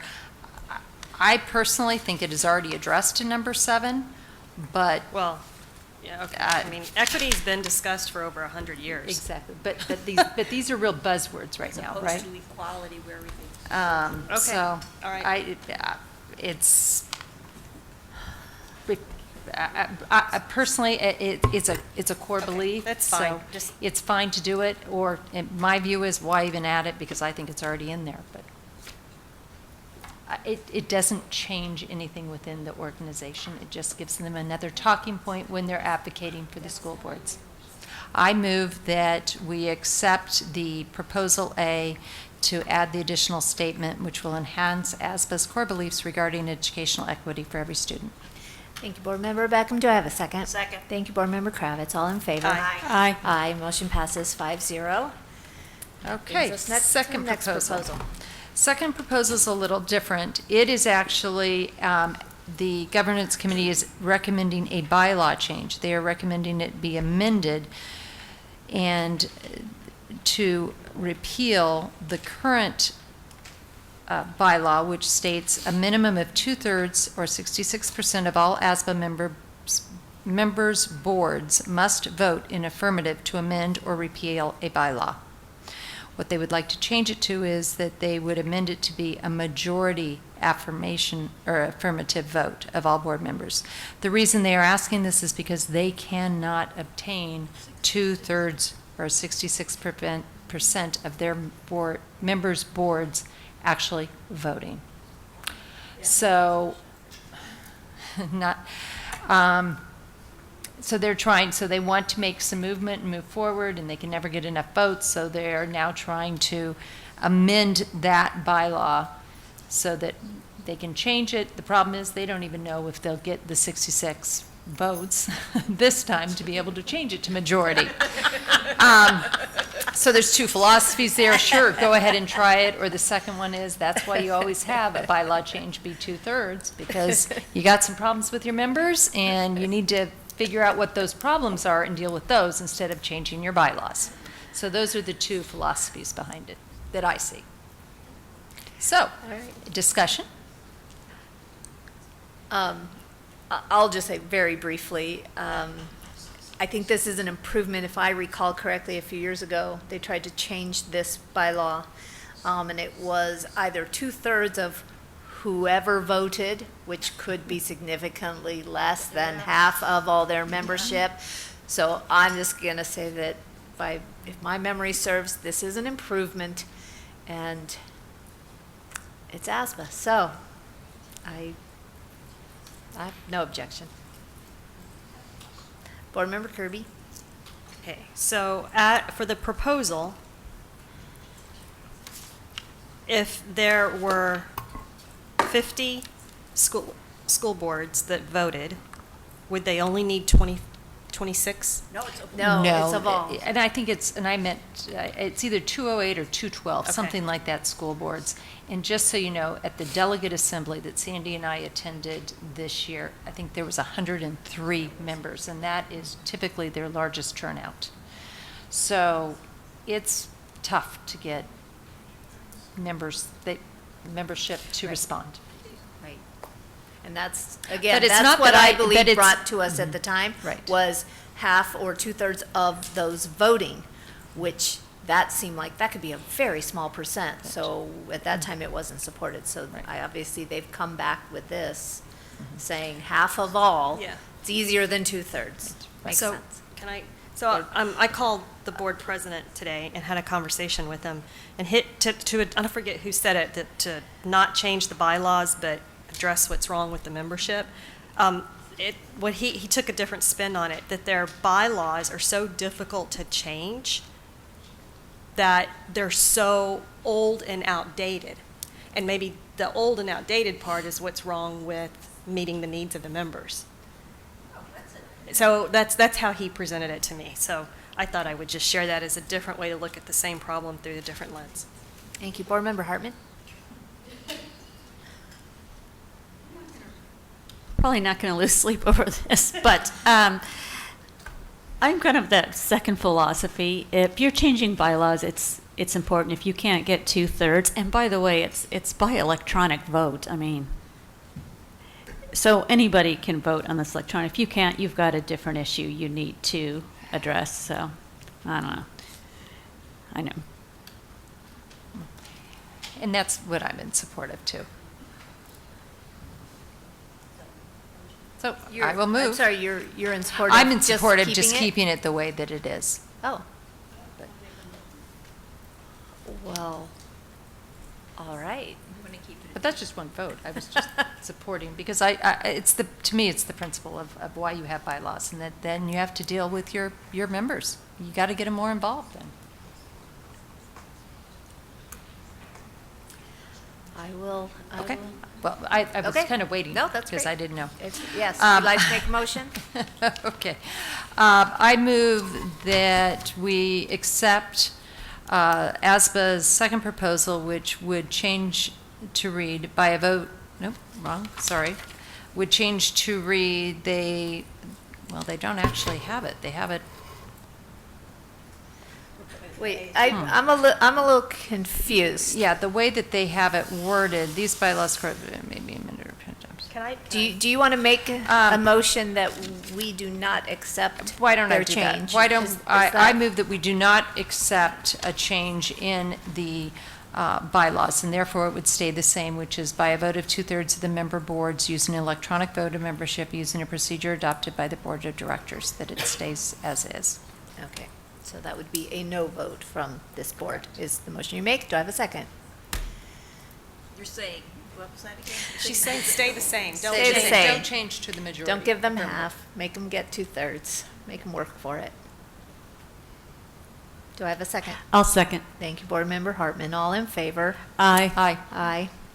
All opposed? Nay. Nay. Motion passes 3-2. No, no. Oh, sorry. What? Yeah. Did you vote? I did, yes. Oh, okay, you voted to keep it the same. Yeah. Okay, got it, I didn't hear you vote. That's fine. That's okay.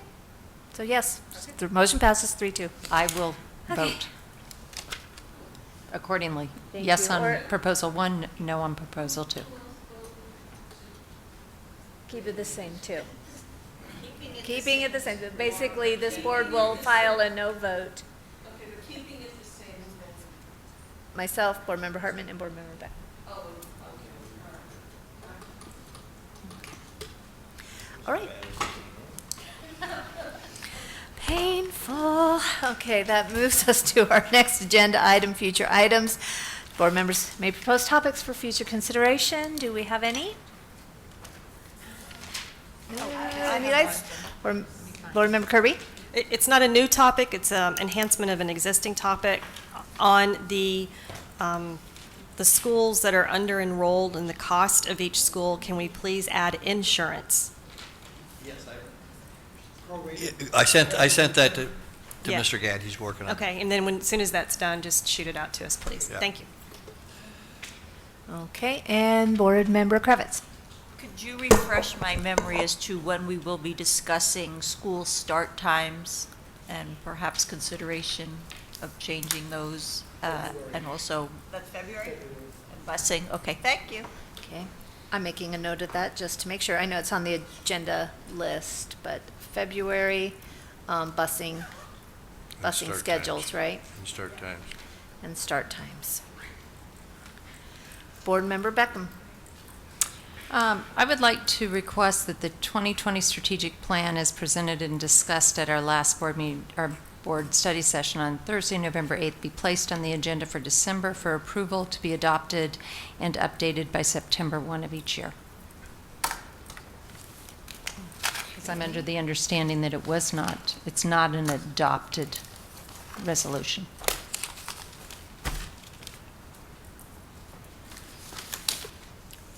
Okay. All right, and Board Member Kirby, do you have another comment, or is that from before? Okay, thank you. All right, and if that is all for that item, our dates of upcoming meetings, we do have a meeting Monday, November 19th at 1 p.m., a special meeting regarding superintendent search. I believe that's at the MDA. Also Thursday, December 6th, 2018, 3 p.m., a study session at the MDA. Tuesday, December 11th, 5 p.m., regular governing board meeting right here. And Thursday, December 20th, 9 a.m., special meeting regarding superintendent search, and I believe that will also be at the MDA. Governing board reports. Do we have any this evening? Board Member Hartman. All right, just one quick one. I just really wanted to acknowledge that Dr. Fuller presented at the SUSD Foundation and secured a $5,000 match with the Charo $5,000 for the dual enrollment in Coronado high schools. Yeah, so it was great news. So thank you to SUSD Foundation and the Scottsdale Charos. And the bus breakfast will be on, I don't have the date here, November 27th at Sky Song, so at 7:30. So invite all community members to attend that as well. And that's AM. All right. Thank you. Do I have a motion to adjourn? So moved. Thank you, Board Member Kirby. A second. Thank you, Board Member Beckham. All in favor? Aye. Aye. Motion passes 5-0. Have a great evening.